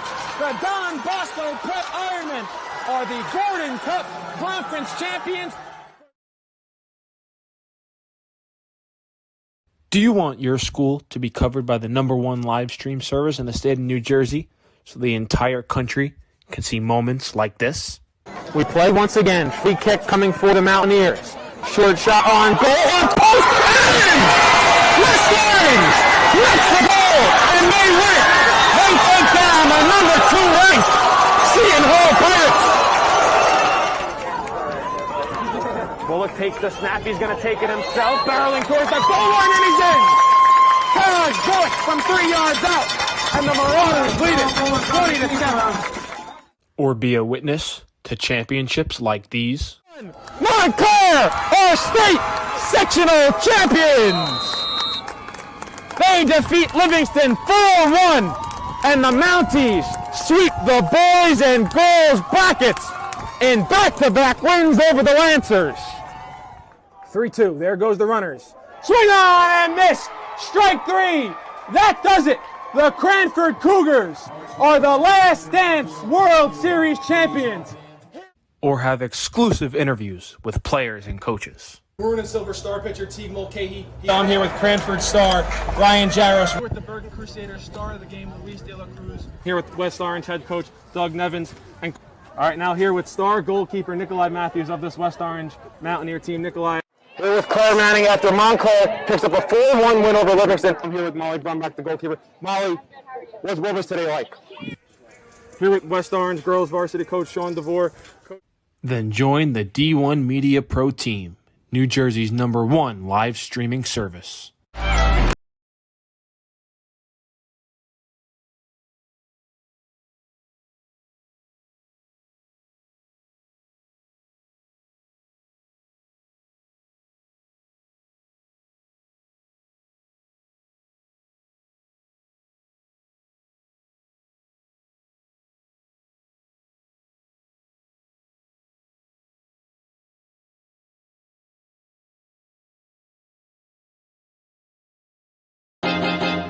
High school sports fans, relive your favorite moments. Just click the shopping cart below the video player and select DVD or digital copy to get yours today.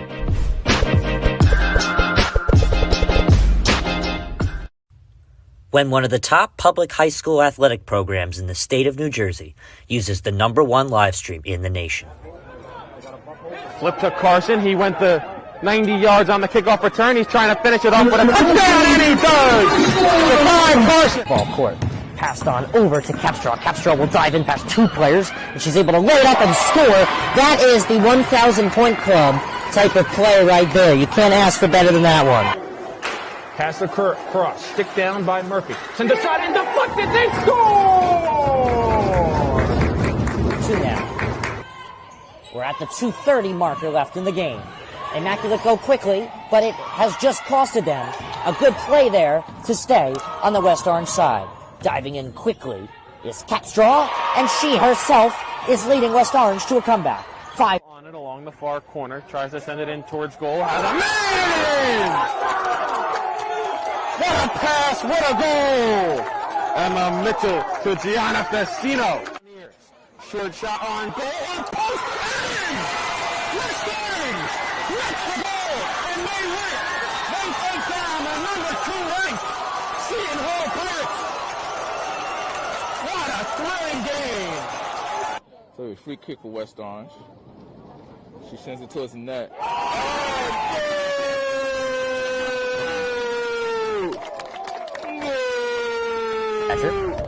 But we don't score the game, we just call and record it. As the pitch from Bove with nobody on base, swung on and missed, struck him out. Rosu now trying to get on the offensive side of things. Can he? Ooh, and he's able to work himself into a pin position. Can he earn the pin? He's got all 5. Back points easily secured. And he pins him. So the first Rosu with the pinfall victory. A big victory for Rosu. West Orange with a 5-0 win over Newark Central. I'm here with West Orange head coach Doug Nevins. All right, West Orange with a 6-1 win over Columbia. I'm here with 3 stars of the game: Emma Mitchell, Kaya Schultz, Gianna Festino. So I'm Ryan Lowy from D1 Media Pro, and I'm joined with senior Kaya Schultz and junior Kylie Capstraw. West Orange girls varsity basketball season is over. Here with West Orange girls varsity coach Sean DeVore. Russo after a 5-0 victory for West Orange over Newark Central. Welcome back here to Caven Point, getting set for the start of the second half between the Bergen Catholic Crusaders and the St. Peter's Prep Marauders. I'm Kevin Connolly, joined alongside Justin Pennick. This is the National Federation of High School Sports Game of the Week. Bergen Catholic with a 7-0 lead. And Justin, let's go back to the end of that first half. What's been the play of the game so far? 4th down and 1 for St. Peter's. They try a jet sweep at Fitzroy Legister, and it goes for no gain, and it's a turnover on downs. Yeah, and not executing in the red zone has been a problem for St. Peter's Prep over the course of the last few weeks. I know especially against St. Joe's Montville, they had some opportunities to put some points on the board inside the red zone, couldn't do it. Came away with 3 points, came away with 0 points, and that's executing the red zone. That's one of those things that can be the difference between wins and losses. And it seems like this game, it's more or less a defensive battle, not coming away with any kind of points there. That definitely does hurt. Let's take a look at our halftime stats. St. Peter's Prep leading in total yards, 116 to 114. Marauders 52 yards through the air, 64 on the ground. But Justin, the big thing, 6 penalties for 40 yards and a turnover. Yeah, and the penalties, while you look at maybe 6 penalties, 40 yards, it's not a ton of yards. It's just in the situations in which they come where it's given Bergen Catholic opportunities to move the chains on offense. It's hurt their offense where it's a 1st down, 1st and 10, you're starting a new drive. Boom, it's a false start. Couple false starts, especially for St. Peter's Prep, have kind of disrupted the overall flow in the game schedule of the game. And really, Kevin, this game, you list the passing yards, you list the rushing yards. Really, this game is defined by 4 plays, not including, obviously, the play where St. Peter's Prep was stopped on 4th down, but there's 2 explosive plays for St. Peter's Prep offense that put them in the red zone. The first place by Sam Slade, and then 2 explosive rushing plays by Bergen Catholic, one of them being a touchdown. That's what really has defined this game so far. Bergen Catholic with just 17 total passing yards, 97 rushing yards, and only 2 penalties for 20 yards. Who's kicking the ball? So it's Bergen Catholic football here to start the 3rd quarter, and it'll be Jan Shenik to send it deep instead of Nico Duarte, something to keep an eye on for the rest of this game. And it's a high end-over-end kick going towards the sideline and fielded on the move. Wow. And will they say the kick went out of bounds? No, they won't. It was fielded on the move by Christopher Mimo, and Bergen Catholic's going to be back inside the 5-yard line. Justin, what just happened? I don't know. They may talk about it. He might have. No, they're not going to talk about it. I thought maybe he caught that ball out of bounds, and certainly the Bergen Catholic sideline and those coaches aren't that happy with it. But the wind, again, playing a factor where we're in high school. Typically, you don't see a lot of touchbacks, especially with James Schenken, who's not their typical kicker. Nico Duarte's their usual kicker. The wind is going towards St. Peter's Prep's backs right now, so that's going to inevitably help them. And it's all the way back at, looks like the 2-yard line. So we've seen I thought St. Peter's Prep had the winds to their back in the second quarter. Then you would change sides. So. Yeah, I think you're right. I don't know. This is the same way they went in the second quarter. Yeah. Hey, nonetheless, Bergen Catholic did start at the half-yard line. A big run by Ryan Butler got them out to the 40. Eventually had to punt on that drive. We'll see what Steve Angeli has. They'll go to the air. They're going to throw a deep ball near sideline. Broken up. Avery Powell on the pass break. Now penalty marker comes in way late. He didn't turn his head. A penalty marker thrown by the official all the way on the goal line, and now there's going to be discussion. The marker was way late. He did not turn his head to play the football. So, what are the high school rules, and how do these officials want to call this game where Avery Powell did put his hand up to deflect the football, but he did not turn his head to play the football? I think we've seen calls this year where there is a pass interference. They're going to pick up the flag. I think, Justin, you seem like you wanted the flag. I think that's a good call because, in my estimation, Powell didn't make any contact. He didn't turn his head, but he kept his hands straight up. The ball went off his hands. He didn't make any contact. I think that's a good no call. Right, and I would agree with you overall. And it's just how the league has gone. It's not just this league. I'm talking about the National Football League, but it's how the game of football has kind of gone in years past, where you're giving more rules and you're giving more sway to offense, and you want to have more offensive yards. But I do relatively agree that was a good no call. Also, potentially an illegal touching that could have been picked up there as well. So nonetheless, 2nd down and 10 for Bergen Catholic after they pick up the flag. Screen pass out to the near side, caught there by Comiao, and he gets pushed out of bounds right around the 20-yard line. Good enough for a Bergen Catholic first down. Bergen Catholic loves to use 2 tight end sets. Mixing it up there, it's a look, and not necessarily a look, but it's a play call that we didn't see in the first half, and getting your tight ends out there in space, those big guys, they can get the yards after contact, they can break some tackles, and you saw that right there. So 1st down and 10 for the Crusaders at the 18-yard line. Handoff up the middle, and that one's going to gain about 2 yards. So Jaden Bonsu making a good play there. Heavy personnel, heavy set for Bergen Catholic on that first down. Bonsu cleans it up, makes a nice play. Only a gain of 2. Tristan, we talked about it during our halftime break off the air. The St. Peter's Prep defense has showed up. This is a very good offense here at Bergen Catholic. They have players up and down their offense, and they're holding them in check for the time being.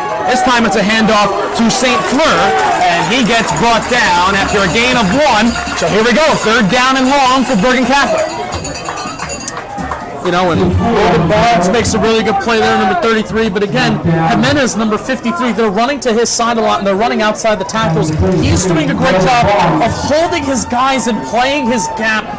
He's not getting pushed off the ball. If he's not getting pushed off the line of scrimmage all that much, it allows other guys to come up and clean up behind him. 3rd down and 7. Angeli takes the shotgun snap under pressure, rolls out, has to get rid of it, and he'll fire it into the Bergen Catholic bench. Incomplete, and the St. Peter's Prep defense comes out, does their job. Bergen Catholic will punt. Maybe a typical drive where you have a typical kick return without the wind and without that ball, being caught almost out of bounds. Now maybe you have a drive that starts on the 30-yard line, and Bergen Catholic they still had a drive that went 20 yards. So St. Peter's Prep, they're looking to get the ball at midfield versus on maybe their own 20-yard line now. Line drive punt into the wind. Fitzroy Register calls poison, and it rolls back. Bergen Catholic let that ball roll back 2 yards. St. Peter's Prep at midfield for their first drive of the second half. Yep, and it's a reversal of roles this half. Bergen Catholic for almost the entire first half had the average starting field position around midfield, and now first possession of this drive, St. Peter's Prep's offense in the second half, they're going to get the ball right at midfield. So 1st and 10 at the 50-yard line for St. Peter's Prep. Champ Long and this offense back out there. Sam Slade gets the start in the backfield. We've seen a lot of 2 running back sets with Slade and Lefkowitz so far today. Legister comes in motion.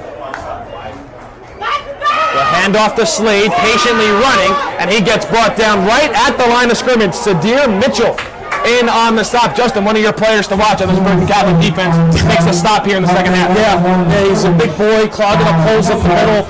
You know, and it's what the St. Peter's Prep offense needs to do. They started to have a lot of pre-snap motion, and they started to have overall more energy on that drive right before the end of the half where they got stopped on a 4th-to-go situation. But first down effectiveness and finding a way to not get in these 3rd and longs so you're forced to throw the ball so you become one-dimensional. First down effectiveness needs to be the key for this St. Peter's Prep offense this half to set yourself up in favorable spots and also avoiding 3rd down overall. Hassan Moore now comes in motion for the Marauders. 2nd down and 10. Long pulls it under pressure, evades the pressure, pointing out, and he's going to get pushed out of bounds. It'll be John Fiore with the sack. It'll go as a loss of 6, maybe 7 yards on the play. 3rd down and very long coming up for St. Peter's. Kev, I mean, if you're champ long, you got to throw that ball away. I know you want to make something happen, but the play breaks down immediately, right? The play breaks down because you have the pass rusher that's kind of coming in there. Came in free, too. Came in free, so you have to kind of know that, hey, this is a broken play. We still have a 3rd and 10, and don't make this now a 3rd and something that's really difficult to attain. There's not a lot of plays in the playbook for 3rd and 16, 3rd and 17. 3rd down and 17 for the Marauders. Landers green far side. Fowler in the slot. Double slot is Moore. Legislature split out wide to the near side. Slate the backfield in the shotgun alongside Long. Bergen Catholic only rushes 3. Long, plenty of time. Rolls out, tries to direct traffic. Now he's going to run, and the ball comes out on the near side, but it goes out of bounds. So St. Peter's Prep will keep possession. Champ Long tried to make something out of nothing. It'll go as a 6-yard carry on the play. That'll bring up 4th and 11. And the St. Peter's Prep offense stalls once again with good starting field position, and they have the punt. You know, it's something that we've seen in years past between the connection between quarterback and wide receiver with this Prep offense is the chemistry between those guys of when the play does break down. Where do you go? Where does the quarterback want you to go? Where should you go as a wide receiver when the play breaks down? And that communication and that chemistry right now just isn't really working and happening right now. Good punt by Long and a beautiful tackle by Fitzroy Legister as the gunner, taking down Mimo just shy of the 20-yard line. So the Bergen Catholic offense, who will been on the field a lot so far today, and they'll come back out. Justin, just one last thing I want to touch on for now on that final possession of the first half. How big of a letdown is that for St. Peter's, not getting that first down, not getting any points when you're inside the 10-yard line? You know, and it's different if you're an offense that is operating well, right? It's different if you're, I have a lot of belief that this half we could put up 21 points. That has not been the case for this Prep offense. It is demoralizing, but you got to have the coaches and you got to have the belief in that you can do it. It's a handoff to Butler around the far side. He has the corner and a lot more. Ryan Butler gets brought down. Avery Powell, Ryan Adams in on the stop, but it'll go as a 22-yard rush for Ryan Butler, and he's all the way out to the 39-yard line. Again, I think the weakness of this Prep defense is Bergen Catholic. They've had some success running in between the tackles, but I do think the weakness of this Prep defense is when you go outside the tackle. Screen pass near side, it's complete, and a good tackle from behind by Logan Barnes. Justin Luzzi, was on the reception. He gains 4 yards, 2nd and 6. Bergen Catholic doing a good job executing these screen passes today because they run so much of it. St. Peter's Prep has to know that they're coming. Good job executing them, not turning over the ball. Back to Butler, and he gets stopped by a host of Marauders. Logan Barnes was in on the tackle, as was Isaiah Simpson. 3rd down and 2 coming up. 3rd down and 2 for Bergen Catholic. Both teams will make a couple of substitutions. Marauders will stack a box. 4 down linemen. It's a handoff to Butler, near side, trying to turn the corner, picks up a block, and it looks like he has enough for a first down by a half yard. Barnes was in the backfield. It looked like St. Peter's was going to stop him for a loss, but Bergen Catholic picks up 3 on a 3rd and 2 when they move the chains. Now, Bergen Catholic, this is such a well-coached team that they are able to change, they're able to make these substitutions, but also still go so up-tempo to get St. Peter's Prep all disheveled. Right back to Butler, up the middle, and it's a host of Marauders. It'll finally be C.J. Wesley to bring him down after a gain of 5. And Justin, this is what he does. He's such a physically imposing back. He just wears you down, and he breaks free in the second half. Yeah. Yards after contact is one of those running back stats that they can control, right? And he doesn't. Now they go to St. Fleur up the near sideline, and he steps out of bounds, and a penalty marker comes in late. It was Ryan Adams who took down St. Fleur on the near sideline after the whistles had blown. And if this penalty gets called, it'll be a late hit on the Marauders, and in fact they will call it personal foul. It'll go against Ryan Adams, and Bergen Catholic will be inside the red zone after they mark off this penalty yardage. Listen, I don't know how I feel about that call. Yeah, it seemed like he's still on his feet. He barely stepped out of bounds. It's loud here. You don't hear a whistle. But certainly it was after the whistle. Yeah, it was after the whistle. You saw that he tried to put his hands up to... in a big game, in a big spot like that, I don't know if there's such a need for that kind of call. So Bergen Catholic inside the red zone for the first time today. Something haven't been able to say a lot about this Crusader offense being inside the red zone just once, and we're already midway through this third quarter. St. Fleur again up the middle, and another nice gain. It'll go for about 4 yards. And Justin, I think now we're seeing the wear and tear in the St. Peter's Prep defense being out on the field for so long, and Bergen Catholic just keeps wearing them down. Yeah, absolutely. And then you have the change of pace backs where, one guy could come in and his legs are fresh, another guy comes in, his legs are fresh. So you see right now, Ryan Butler's back in the game. 2 big physical imposing backs they have. And Jelly hands to Butler, tries to turn the corner, has some space, and gets tripped up as he's inside the 10-yard line. Looks like he's going to be a yard or 2 shy. But some bad news here for the Marauders. Look like that is Paul Lefkowitz, who is down on the field. So we're going to step aside for an injury timeout. 3rd down and 1 coming up for Bergen Catholic with 6:31 to go in the third quarter here on D1 Media Pro.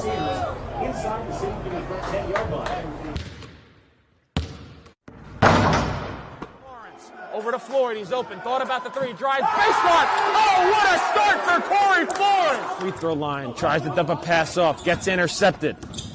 Freeman all the way to the hole. Oh, what a block by Moore! Left to play in the fourth quarter. Cromartie, 3, got it! Davis probed in the corner, 3-pointer, up and down, Brown again! His second straight 3. Roselle Catholic in a hurry. Wilcher, back to Bueno. He's going to try and tie it. And he does! Oh, big shots all around! He can't get around, and a turnover. Corey Floyd has it. Step through, lay in, build the basket!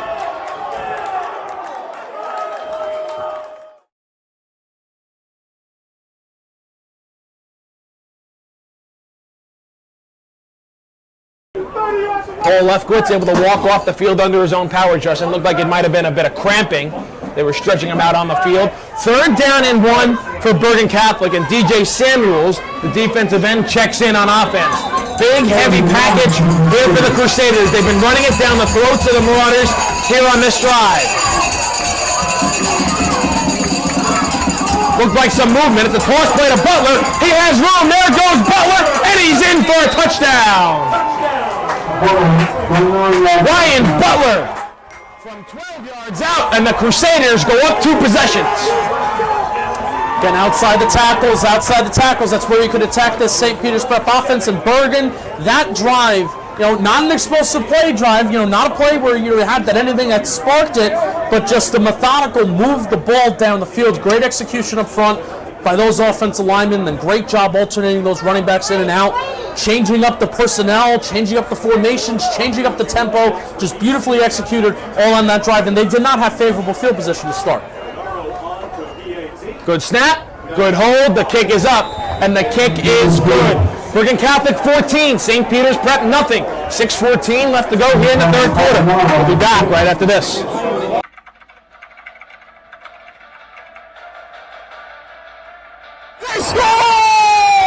Floyd attacking and throws it down. Touchdown for St. Peter's.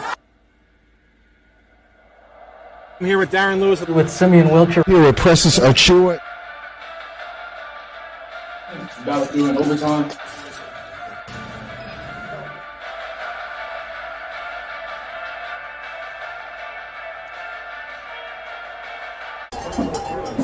Welcome back here to Cave-In Point. Bergen Catholic with a 14-0 lead over St. Peter's Prep. 6:14 left to go here in the third quarter. I'm Kevin Connolly, joined alongside Justin Pennick, as well as Bahir on camera. Justin, Bergen Catholic ran St. Peter's Prep to death on that drive to go up 2 possessions for the first time today. Yeah, a lot of plays on that drive.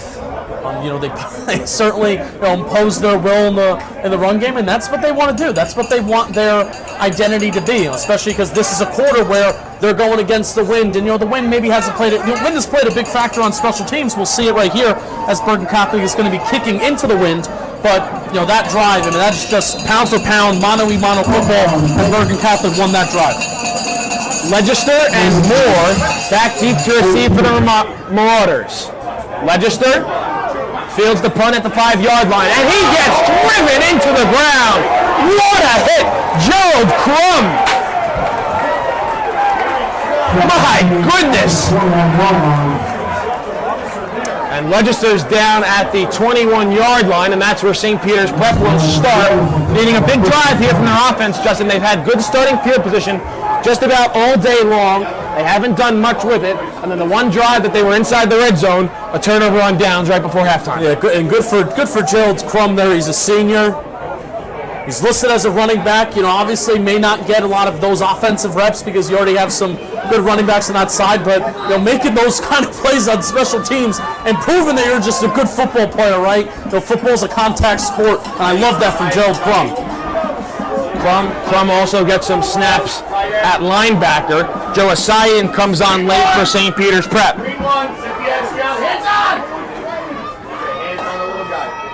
First down and 10 from the 21-yard line for the Marauders. Long takes the snap, hands off to Slade, and some movement up front before the snap. Looks like there's going to be a false start on St. Peter's, and Justin, these penalties just continue to haunt St. Peter's. And they're coming early in drives, so Prep, granted, they haven't run a ton of plays today in terms of when you pick up a first down or trying to staying on schedule, but those are the types of plays where it's the first play of the drive where it just gets you, any kind of game script that you had for that drive, it is now almost thrown out the window because you're put in a 1st and 15 situation. 6:07 left to go here in the third quarter. Bergen Catholic has opened their lead up to 14 points thanks to Ryan Butler on the previous possession. Marauders go to their running back, Sam Slade, who's had a couple of nice plays today, but that rush will gain a yard, and it's 2nd and 14. Kevin, I would love to see the run-to-pass ratio on first down for St. Peter's Prep. I don't know. I maybe can say that they have thrown the ball on first down 1 or 2 times today, and really nothing substantial has been working a lot today. Sam Slade has some explosive plays, but the run-to-pass ratio on first down, it's too run-heavy right now, where you can do some things that are extensions of the running game, like quick little screens, bubble screens, things of that nature, and they have the athletes to do it. They're just not maximizing it right now. 2nd down and 14 for St. Peter's Prep. Under 5.5 to go here in quarter number 3. They'll go back to the ground, and they'll go right into the line of scrimmage. Might have lost a yard on the play as 6 or 7 Marauders come in to finally bring down Sam Slade. 3rd down, and we'll keep it at 14 for St. Peter's Prep. 5 minutes left to go here in the third quarter. Justin, why hasn't St. Peter's Prep tried to throw the deep ball? Although they have, and it got intercepted on the one play. Really, it's not a good combination right now where Champ Long, on a lot of his passing attempts, it's not designed, but he's running out towards outside the pocket, and he's having to extend plays on his own. So it's just not a good combination right now. I understand why they're not throwing the deep ball, because they may not have the time to do it offensively, but the quick intermediate passing game, that's not something that's been utilized really today. They'll have to go to the air here. Here's that deep ball. They got Fowler. He got it. Zion Fowler. The deep ball right on cue. Down to the Bergen Catholic 35.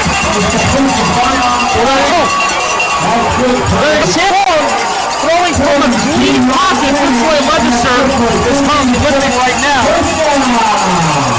but Champ Long, throwing from a clean pocket, is able to deliver a very pretty ball to Zion Fowler on the left side of the field. Fitzroy Legister is down, what seems to be with the foot injury. Yeah, Legister goes down. He tried to jog off on his own power. He went down right in front of the Marauder sideline, and now he will be helped off the field with the help of the Marauder athletic training staff. But, man, what a big play at a perfect time for St. Peter's Prep. Now, Justin, it's all about can they find a way to get in the end zone. 4:23 left to go in the third quarter. Now they got some positive momentum back inside Bergen Catholic territory. Clock moving now, 4:20 and counting here in the third quarter. You know, I'm kind of glad that now they have a second to fully plan for what they want this first down play to be, right? First down effectiveness, first down efficiency has not been that great for St. Peter's Prep today. So now they had an extra second, they had an extra moment. Let's talk about this first down play and how can we execute here. 48 yards from Champ Long to Zion Fowler. First down and 10 for St. Peter's, the 35-yard line. Jalen Klein gets the carry. He turns the corner, and Klein steps out of bounds. Looks like he'll be just shy of the first down.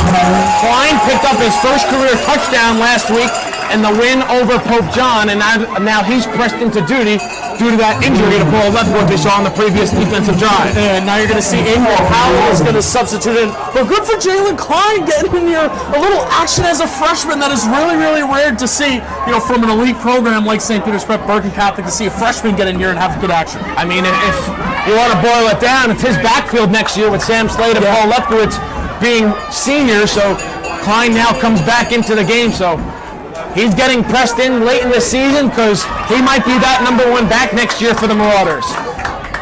Powell, as Slade comes in motion, Long under pressure, steps up in the pocket, penalty marker comes out. Champ Long tries to jump through a couple of tackles, and his helmet comes off. And now Long, because there was no helmet-to-helmet hit, he's going to have to come out for a play, and the penalty is a hold on St. Peter's. You know, and the problem is, Kevin, when Champ Long is improvising so much, when he's rolling out of the pocket, these offensive linemen are having to block for a long time, and more often than not, you're going to get holding calls. I thought I saw Zion Fowler pretty open towards the middle of the field on that play, and I think Avery Powell was open on the sideline, so he could have maybe dumped it off and threw it. So Champ Long is clearly feeling like he needs to call his own number today more often than not. So it's a double whammy for St. Peter's Prep. It's 10 yards to the spot of the foul, so the ball goes all the way back to the 45-yard line, and Champ Long has to come out for a play because his helmet popped off. And you figure second and long, this is without your quarterback, this is probably going to be a run. And now from second down and 4, they go to second and 20.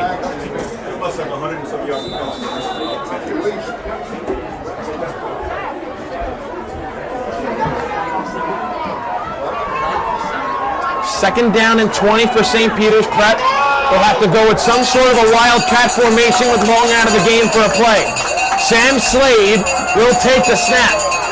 Slade take the pass, and all things considered, he gains 3 yards. But now, Justin, you're looking at a 3rd and 17 for St. Peter's. You know, again, whether it's your own execution on the offensive side of the ball or it's penalties, they've found 3rd and longs more often than not today. And they avoid when you have the explosive play like that on that last 3rd down. You had good protection. Can you replicate having good protection there? Maybe keeping Champ Long in the pocket and letting him diagnose the field and survey the field to see which one of his wide receivers may be open. 3rd down and 17. Avery Powell comes into the game for the Marauders. Champ Long back in at quarterback. Powell in the double slot closest to the line of scrimmage on the near side of the field. 5 wide out set for the Marauders. 3rd down and 17. Trying to dial up what they just had. Long takes the snap. Bergen rushes 3. Long rolls out. He's got to get rid of it. Now he'll run. Champ Long goes out of bounds. Fiore pushed him out of bounds. It'll be a 4th down and 8. Justin, what do you do here? Kevin, it's 14-0. Yeah, an explosive play of this drive. I think, and there's the offense is staying out on the football field. I say that you have to go for this. 4th down and 8. Fitzroy Legister, who went out what looked like a foot or calf injury, comes back into the game here for 4th and 8. 2:16 left to go in the 3rd quarter. Bergen Catholic looking for another big defensive stand. They had one inside the 10-yard line right before halftime. Now their lead has doubled to 14. Marauders 0 for 1 on 4th down today. There will be no protection for Champ Long with an additional running back there for pass blocking. They're going to bring 4. Long takes the snap, got to get rid of it, throws a deep bomb downfield, and it's out of the back of the end zone. Long just heaved one up. The receiver downfield was Jan Shennick, and it's a turnover on downs. The Bergen Catholic defense stands tall once again with 2:09 to go in the third quarter. Yeah, I mean, the interior part of that defensive line, whether it was Garrity, whether it was Brogna, beautiful spin move. One of those defensive tackles, interior guys, had an awesome spin move on that play, and then it forced Champ Long to simply just put up a prayer, and Bergen Catholic takes control again. But it's a common theme of Long, whether he's in the pocket, he just does not have the time to deliver the ball to these wide receivers right now deep down the field. Bergen Catholic will go to Butler around the near sideline. He stays on his feet, and Powell will come in to lay the hit that brings him down, but not before Bergen Catholic is able to gain 7, maybe 8 yards on the play. It'll be 2nd and 2. Kevin, you're seeing more and more outside the tackles this half. You saw them, they were pretty diverse in their play calling in the first half in terms of, whether we have runs that are going inside the tackles, outside tackles. This half, a lot of the big plays and a lot of the decent little chunk plays have come from running outside the tackles, and really that is where the weakness of this prep defense is. 2nd down and short for Bergen Catholic. 1:30 to go in the third quarter. It's a handoff to Butler. Trying to run forward. We'll have to see where they spot it. I think they're going to give him enough to get the first down. Logan Barnes tried to bring him backwards from behind, and it is a Bergen Catholic first down.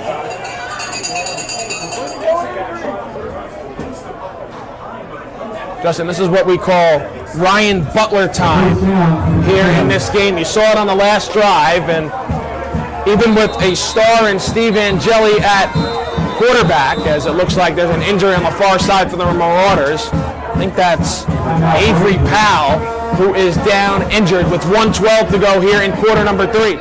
So we'll step aside, injury timeout. First down and 10, Bergen Catholic from their own 44-yard line when we come back.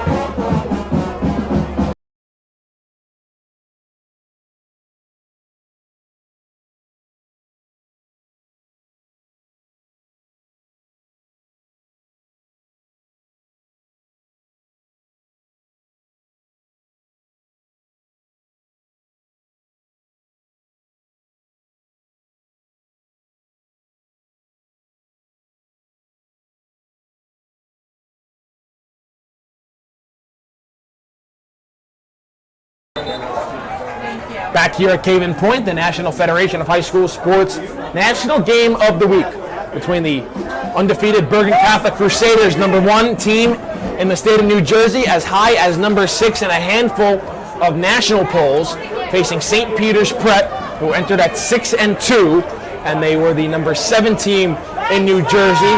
They had been as high as #2 when they got off to their 5-0 start.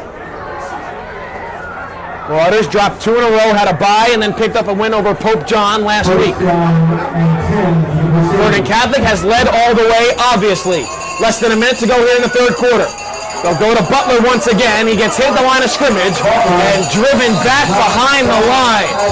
The St. Peter's Prep defense comes up with a big stop on first down. It'll be 2nd and 10. Bryce Rooks makes a good play there. There's a ton of movement. Bergen Catholic, tight formation, but still a ton of movement with pulling guards. Bryce Rooks does a good job of making contact with somebody in the backfield, is able to bring somebody down for no gain. Justin, we haven't really seen Steve Angeli air it out in this game. Nope. What do you think that's in a part to? I think it's the philosophy of the offense. First of all, you're up 14-0 in the second half, so you don't really need to. But Angeli has a 70% completion rate this year. That's just not this offense of airing it out. They're very stuck in the intermediate part of the field, which is not a bad thing. Butler breaks a tackle, breaks free, still on his feet. Butler, and he's finally brought down, but not before a Bergen Catholic first down. Justin, a comparison, like almost a high school version of Derrick Henry. He never goes down on the first hit, and that's going to bring us to the end of the third quarter. 12 minutes left to play in regulation. Bergen Catholic with a 14-point lead over St. Peter's Prep and driving for more. We're going to step aside for a break. Fourth quarter coming up right after this. One of New Jersey's premier high school basketball teams gets their coverage from D1 Media Pro, and it goes like this. Finds Floyd to tie things up. Tie game! 62 apiece. 90 seconds. Floyd attacking and throws it down. Corey Floyd. A missed opportunity down low behind the back to Bueno and one. Lawrence with Floyd to lob it up for the slam. Too low for Dunn. Wilcher to Floyd. Brings it in and one on the lob. Thought about the three. Drives baseline. Oh, what a start for Corey Floyd. Rowdy here with Corey Floyd after a tough. Wilcher, three. Got it. Simeon Wilcher is fired up. And Simeon Wilcher all alone with the flush. Fourth quarter here at Caven Point. First down and 10 for Bergen Catholic from the St. Peter's Prep 42-yard line. Kevin Connolly, Justin Penning. But here on camera, it's time with the handoff to Saeed St. Fleur. He has a touchdown rush, a 35-yard run way back in the first quarter. And this time he picks up a couple. Kevin, before the break, we were talking about Ryan Butler and, the pro comparison is Derrick Henry. And he's one of those guys I've seen a lot today where it's a good approach by the prep secondary players of kind of going after the ankles, right? You have a guy that's so big in Ryan Butler where a secondary player, defensive back, isn't going to be able to take him down when they go shoulder to shoulder. But going after the ankles, Butler's able to still avoid those tackles, give those guys stiff arms, and still get yards after contact after that. So you can't arm tackle him, he can't dive after his ankles, and he's way too physical if you just go shoulder to shoulder with them. So there's little to no victory there for the defense. And Jelly under center, hands to Butler, lowers his shoulder, and there he goes, carrying 3, 4, 5 Marauders all the way down inside the 30-yard line. Another Bergen Catholic first down. Yeah, when you're tackling Ryan Butler and you're going, shoulder to shoulder, helmet to helmet with them, you can't turn your head, you can't turn your body. And I saw some bodies being turned there by the prep defenders. He is going to take you for a ride, and he took a couple defenders there. Another injured Marauder down. Not sure who that is. We'll take a break and let you know who the injured player is when we come back. 10:58 left to go in the fourth quarter. Bergen Catholic up 14 and driving.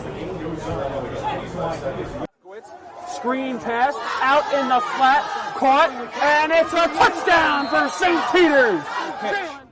O'Donnell swinging away, puts it over the shortstop's head. That's a base hit. It'll score one. Faraz on his way home. Throw is not in time. Going quickly, Bullock takes the snap, throws to the far side, wide open touchdown. In there, called strike 3 looking. Mulcahy strikes out the side. He's perfect through 2. Now up ahead for the Marauders. Here comes Bengals. They score! Michael Benkovitz for St. Peter's Prep. Bounced on the ground to short. Faraz Fields, flip to O'Donnell 1, throw on to first. In time for a double play. We'll look back out there for the Marauders. He takes the snap, looking over the middle, has a man, can he scores, reels it in. 35, stick on to defenders, still on his feet at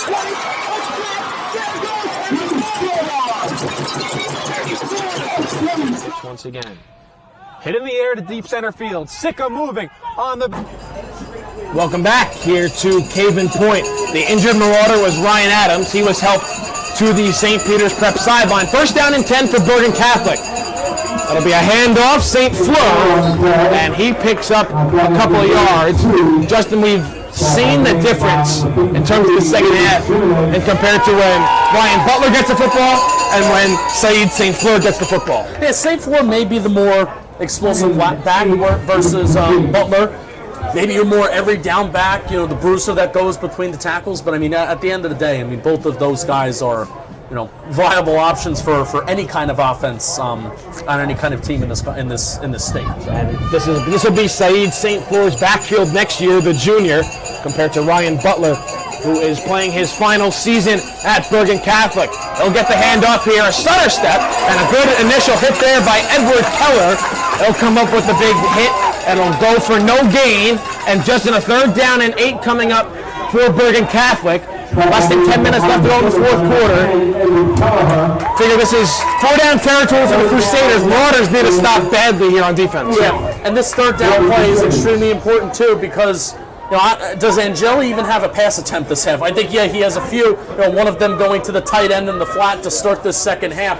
but he really hasn't thrown the ball all that much. That's his only one. That's his only passing attempt. So forcing a fourth and long, what could be a fourth and long, could that contemplate Bergen Catholic into maybe punting the ball? And what do we have going on here? I think Bergen Catholic's going to call a timeout as the play clock runs down. So Bergen Catholic burns their first timeout of this second half. A 3rd down and 8 upcoming with 9:17 left to go in the fourth quarter. We'll step aside for a break and be back right after this. 2 passes, 1 to the tight. Here's Kramer. Kramer walking in. Pass in front. They score! 5. Puck comes back out to the point. Gorski with a shot, and then they score!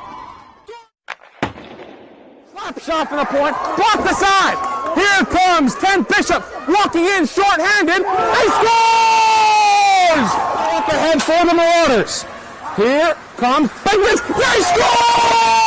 Michael Benkovich for St. Peter's Prep, and they lead it 3-2.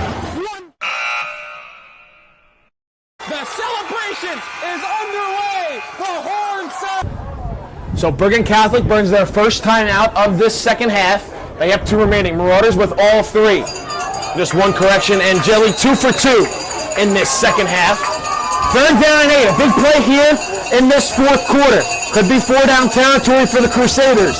And Jelly changes the play at the line of scrimmage. Butler to his right. 4 wide out set. He'll throw over the middle. Wide open there. Caught is Carty. And he's got a first down. Christian Carty wide open on a curl route. And he picks up a Bergen Catholic first down. First down and 10 from the 12-yard line. That was clearly a play that they killed at the line of scrimmage, Kevin. And beautiful execution, beautiful play call. And Jelly now 3 for 3 in this second half. Again, this is an offense that is centered around the quick intermediate game. That's why Angeli's completion rate is so high this year. Credit to him for executing those plays. Credit to the wide receivers for getting that wide receiver separation too. That's just what they do. They dink and dunk, and they keep those chains moving.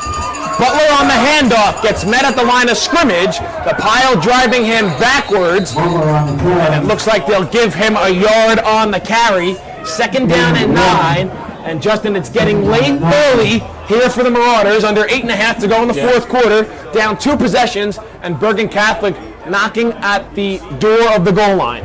Yeah, I think this second half has more or less gone more to play, and even though they've put 7 points on the board this second half, but just controlling the game. And this is it's an old school way to do it. But Bergen Catholic, in a way, they run kind of an old school offense, but the heavy personnel, the 22 personnel. Sometimes you see with the fullback with his hand on the ground. A lot of tight ends. On this play they spread it out, but still they have a relatively old school approach, and they have controlled the second half like they want to. Handoff, Butler once again steps through a couple of tackles, spinning the pile, pushing him forward. Is he in? No signal. Yes, he is. Touchdown. Ryan Butler, his second touchdown of this second half.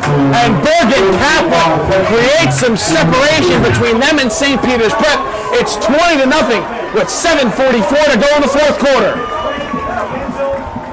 Tremendous individual effort by Butler. And getting that push, those offensive linemen going down there, giving him that push as well. This is just a team that is imposing their will. St. Peter's Prep is a very, very good football team, but they are just imposing their will. Bergen Catholic showing why they are one of the best teams in the nation. Extra point is up and good. Bergen Catholic 21. St. Peter's Prep nothing. 7:44 left to go here in the fourth quarter.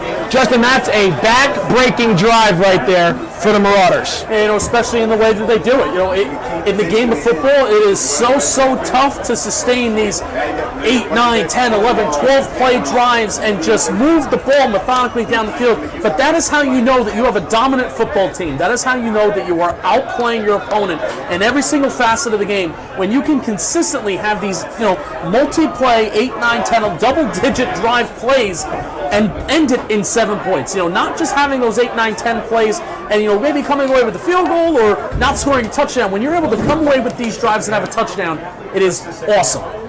Ryan Butler in the second half, 13 carries, 91 yards, and 2 touchdowns for the senior from Bergen Catholic. And Justin, Bergen Catholic 7 minutes and 44 seconds away from entering the state playoffs with an unbeaten 9-0 record. And win, lose, or draw, they were probably going to be the number 1 seed in the non-public A brackets that are released tomorrow night. St. Peter's Prep now, barring a miracle, their seed is really up in the air. They could be playing on the road next week. Absolutely. And significant for Bergen Catholic too is, no matter what the result of today's game was, they were going to have an off. They were going to have an off week next week, and kickoff is a touchback. Ryan Butler for the game, 26 carries, 171 yards, 2 touchdowns. Saeed St. Fleur, 7 carries, 58 yards, 1 touchdown. And Justin, we talked about it. Steve Angeli, 6 for 10, 50 yards, no touchdowns, no interceptions for the Notre Dame commit. Yeah, an efficient game, and the identity of what Bergen Catholic wants to do offensively and defensively, it's going perfectly for them today. I really don't think they want to be a team that's going to maybe beat you 40-0. I know they had some of those games early in the season, but they want to be founded on good defense and founded on holding that ball on the offensive side of the ball. Vito Campanelli, one of his best teams, long through the air. Fowler wide open. He makes the catch. He's at midfield. Zion Fowler gets brought down at the 45-yard line. So maybe there's a spark the Marauders need. Zion Fowler with a couple of big catches here in this second half. Just committed to Pittsburgh earlier this week. So the Marauders trying to get things going, 7.5 and counting to go here in quarter number 4. Now St. Peter's Prep, they don't have a choice, right? I talked about playing with energy, playing with movement, playing up tempo in the first half. Now they don't have a choice. They have to do that, so maybe some good things can happen. 1st and 10 from the Bergen Catholic 45-yard line. Long steps up in the pocket, evades 1 sack, and he will go down after a gain of 1. And Kevin, I'm not a quarterback specialist, but there could be some opportunities where I've seen Bergen Catholic. They've been rushing 3. Champ Long has still had to run outside the pocket and extend plays. There, they did rush 4, but Champ Long they played the gap integrity where they were going towards the backfield. I think Champ Long could step up on some of these throws and stay in the pocket. Swing pass near side. Slade gets brought down after a gain of 4. It'll be 3rd down and 5, and the Marauders have to hurry up. Actually, it'll be a 3rd down and 6. 6.5 to go. Gain of 3 yards on the play. 3rd down and 6 coming up for St. Peter's. The big play to Fowler got them in this part of the field, but they've struggled inside opposing territory today. Long takes the snap. Under pressure, steps up, out to the far side, has room, and Long gets pushed out of bounds right at the 40-yard line. He gets out of bounds. Looks like he'll gain a yard. 4th down and 5. And Justin, now you have to go for it if you're St. Peter's with 6:05 left to go in regulation. Yeah, that was one of those plays where there was no stepping up at the pocket and pocket manipulation there. I mean, those guys, especially coming off the edge, they were coming hot and heavy, and I think John Fourier was one of those guys that was coming back there. So the Marauders are at the 41-yard line. They'll give Long the line of scrimmage. 4th down and 6. This could be the ball game. 6:05 left to go in the 4th quarter. 4 wide out set. Marauders need 6 yards. Bergen Catholic rushes forward. Long under pressure. He's got to get rid of it. He throws far sideline. Incomplete. Sam Slade. Another turnover on downs. The 3rd of the game forced by this Bergen Catholic defense. And they're 5:58 away from ending the regular season a perfect 9-0. Yeah, I thought there was a play there. I don't think in that play, that's not a scenario where Champ needs to run backwards so much. There wasn't a free rusher. Guys were staying in front of their blocks, and Slade was open on the sideline there. So overall, again, it's a shout out to Bergen Catholic's defensive line where they were able to get in Champ's head all day that there's going to be pressure. After 2 seconds, that internal clock that's in your head as a quarterback, 1, 2, there's somebody that's going to be in front of me, and I'm going to have to do something on my own. And the internal clock of Champ there, I thought that was on display right there on that 4th down. So Bergen Catholic takes over, 1st down and 10 from their own 41-yard line. And I have a feeling I know where the Crusaders want to go to burn this clock. They go to Saeed St. Fleur, who gets brought down behind the line of scrimmage. No, they'll give him the line of scrimmage. That'll be 2nd and 10. Now, Justin, where do the Marauders go from here? Obviously, you're going to wait for your seed tomorrow night, but going into the playoffs, they presumably will have dropped 3 of their last 4 games. Yeah. It's offensive issues that have plagued them in the past, I think they've plagued them today. You know, if you were to tell me that Bergen Catholic scores 21 points at the end of this game, you know, maybe they put up another touchdown before it's all said and done. But while the game is still relevant, if you're going to tell me that St. Peter's Prep is going to allow 21 points, I say that St. Peter's Prep should have a chance relatively in the game. So where they go from here is finding what works on the offensive side of the ball, where just nothing is really working on a consistent basis. You saw that the drives where St. Peter's Prep had opportunities to put points on the board, it was with an explosive play. So it's Zion Fowler in the middle of the field, Zion Fowler on the sideline, Sam Slade. Those are things that work, but how can we do that more consistently, and how can we use the threat of a Zion Fowler, who's your number one wide receiver? How can we use the threat of a Sam Slade, who's your number one running back, and possibly get some other guys open and open up for the rest of the offense? How can we use those guys? Those are just questions where St. Peter's Prep, they had those things answered towards the beginning part of the season where they're putting up 50, 60 points a game, but now it's just not answered. They're almost back at square one of what is going to work for us. Butler got a yard on second down, and Jelly keeps it on third down, and he'll slide down, he'll lose a yard, maybe two on the carry, and we get some pushing and shoving after the whistle back behind the play. Makai Ramsey Middleton, Christian Carty in on the action as a penalty marker came in. And man, this is going to really stink. You know, obviously the game is maybe a little bit out of reach, but this is really going to stink if this gives Bergen Catholic a first down. It would be a 4th and 11 if it is offsetting penalties or whatnot. We'll see what the official's going to call. Dead ball, personal foul against the Marauders. Dead ball, personal foul against Bergen Catholic.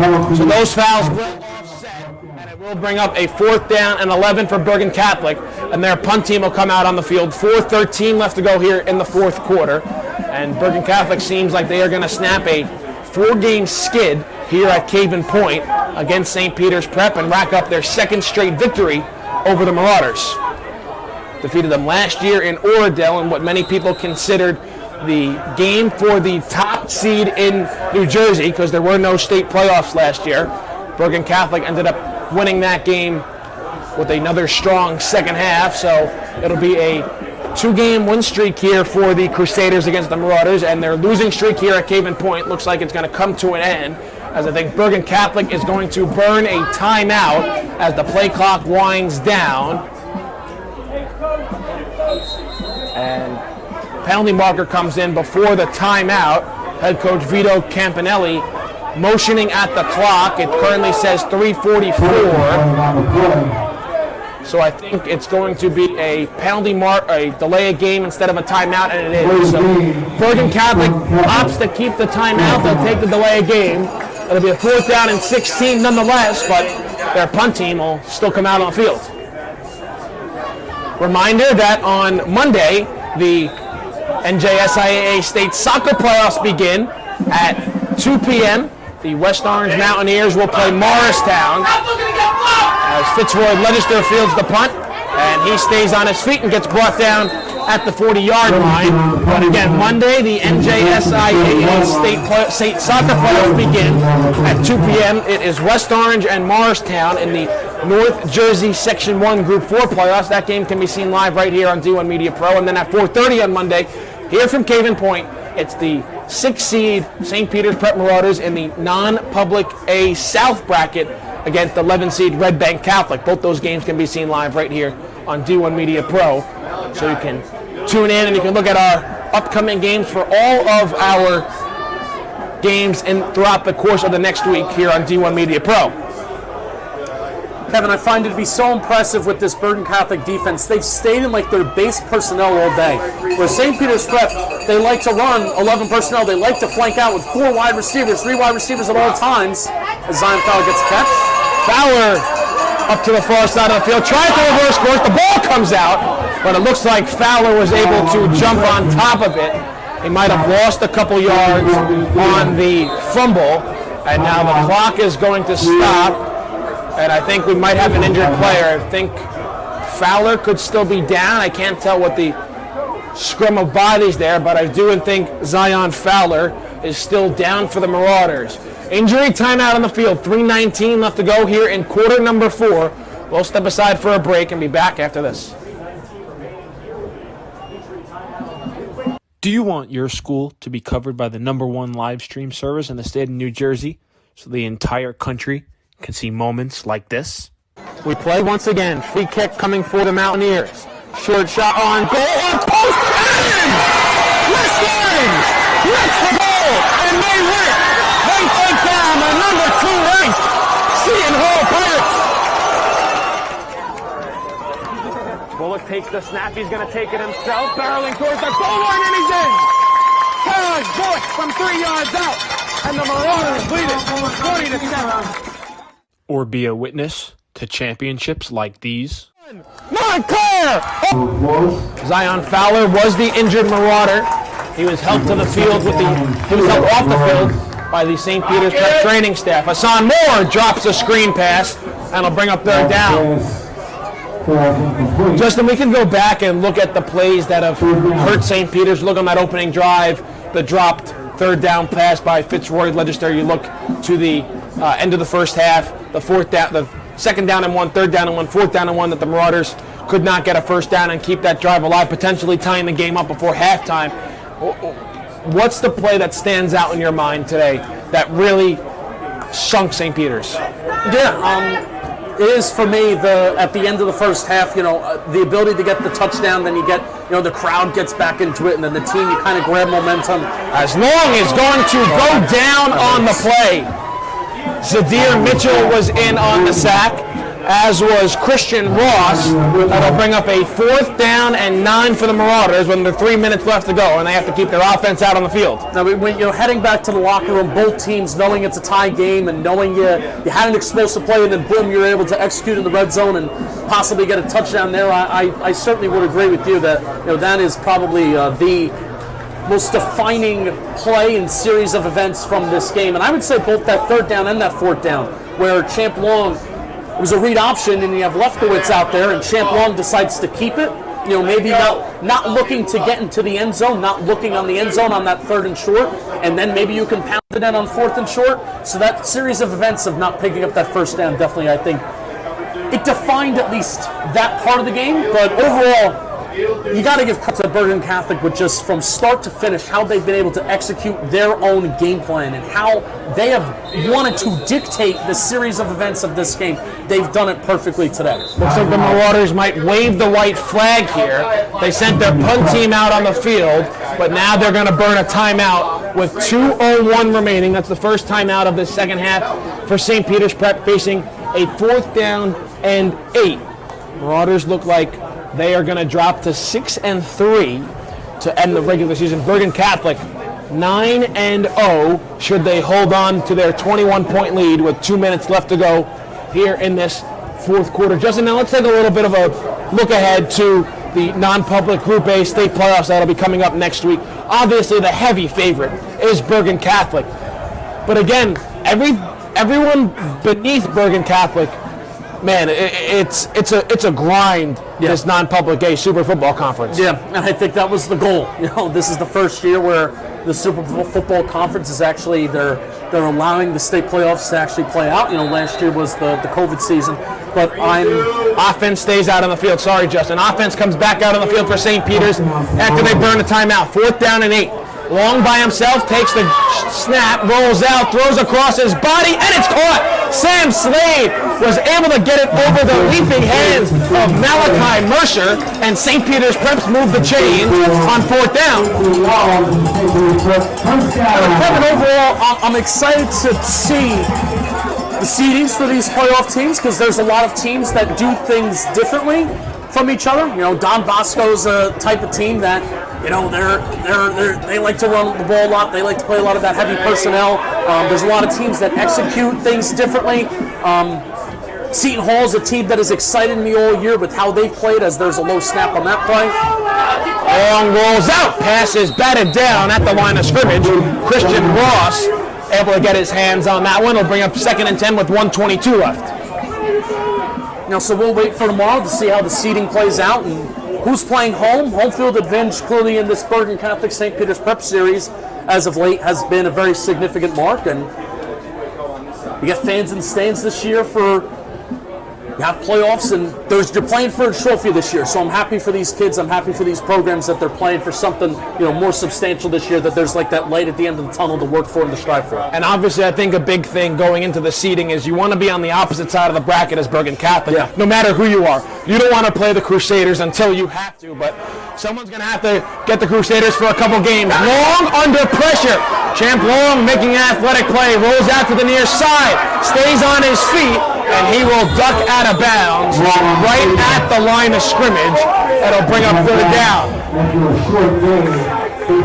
So he gets out of bounds, 1:11 left to go here in the fourth quarter. Third down and 10. Let's go. These guys are relentless. Bergen Catholic and these guys up front, they are certainly relentless. They do not let up. But a bit of a prevent defense in the secondary for Bergen Catholic on this drive, and rightly so. And doesn't matter if you got Champ Long running for his life back there. It doesn't matter. Long takes the snap on 3rd and 10. Got plenty of time this time. Rolls out once more. Throws. Penalty marker comes in. The pass is incomplete. It was intended for Sam Slade, but we're going to have to check what the penalty is. Looks like it could be a hold on St. Peter's, and we'll double check.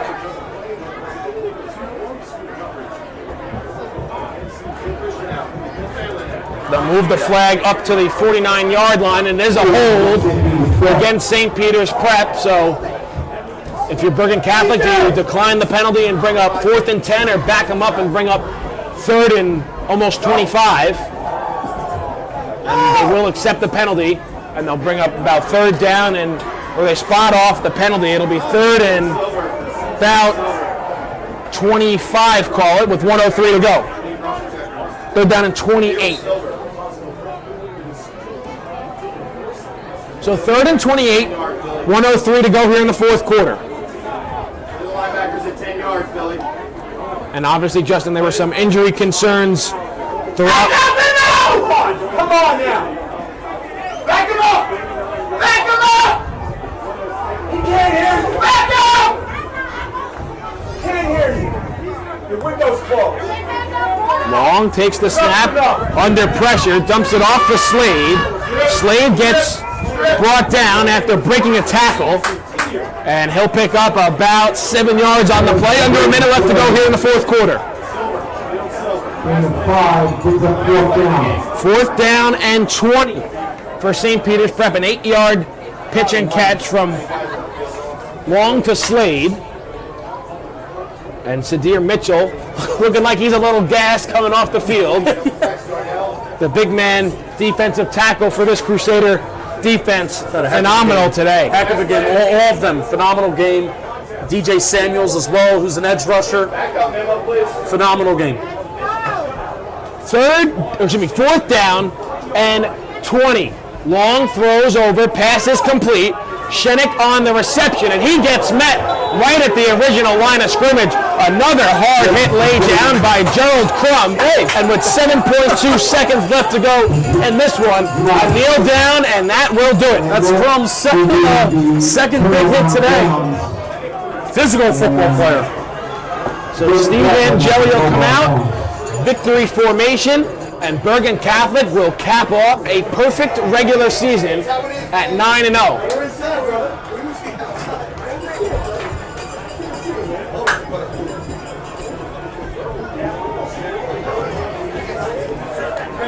Final stats for Bergen Catholic, especially on the ground. Over 170 yards for Ryan Butler, 2 touchdowns.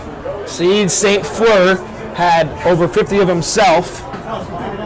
171 for Ryan Butler, 59 for Saeed St. Fleur. The 2 running backs combined for all 3 touchdowns for Bergen Catholic, and they are off to the state playoffs with a number 1 seed and a perfect 9-0 record. St. Peter's Prep will have to see where they're going to be seated tomorrow night.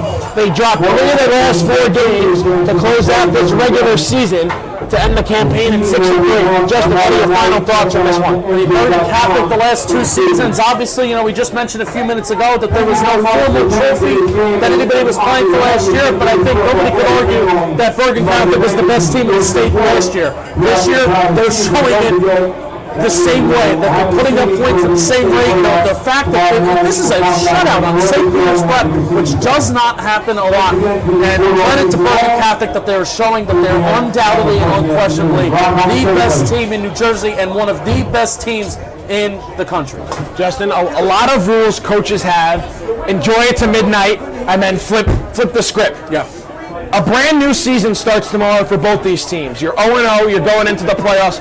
You'll find out who you play, when you play, where you play. Yeah. You have to look at it like that, especially if you're St. Peter's, who've not playing their best football late in the year. Yeah. For St. Peter's, like I said, it's just finding what works. There are some positives from this game, especially when you consider that Bergen Catholic, they are one of the best teams in the country. So you produce some explosive plays. You had some opportunities, and the good thing about this game is, like you said, basically next week it is a new season. You win, you go home. So finding the positives from this game, building off of what you can do better, and that's just things that St. Peter's Prep that they have to do. So Bergen Catholic, a 21-0 victory over St. Peter's Prep. State tournament brackets released tomorrow night, and you can catch all our games live here on D1 Media Pro. A reminder, on Monday, the NJSIAA soccer playoffs begin at 2 p.m. The West Orange Mountaineers on the boys' side. They are the 2 seed. They'll play 15 seed Morristown. St. Peter's Prep in the non-public South Group A region. They're the 6 seed. They will play 11 seeded Red Bank Catholic on Monday at 4:30. Both those games can be seen live right here on D1 Media Pro. For Mustafa Houghton, Bahir, and Justin Panic, my name is Kevin Connolly. A 21-0 victory for the Crusaders of Bergen Catholic over the Marauders of St. Peter's Prep here on a Saturday afternoon at Caven Point. Thank you for tuning in, and we'll see you next time. He's going to take it himself for a championship. A double play wins it for Frazier. Turn it to the end zone. What a catch. Mackay, touchdown.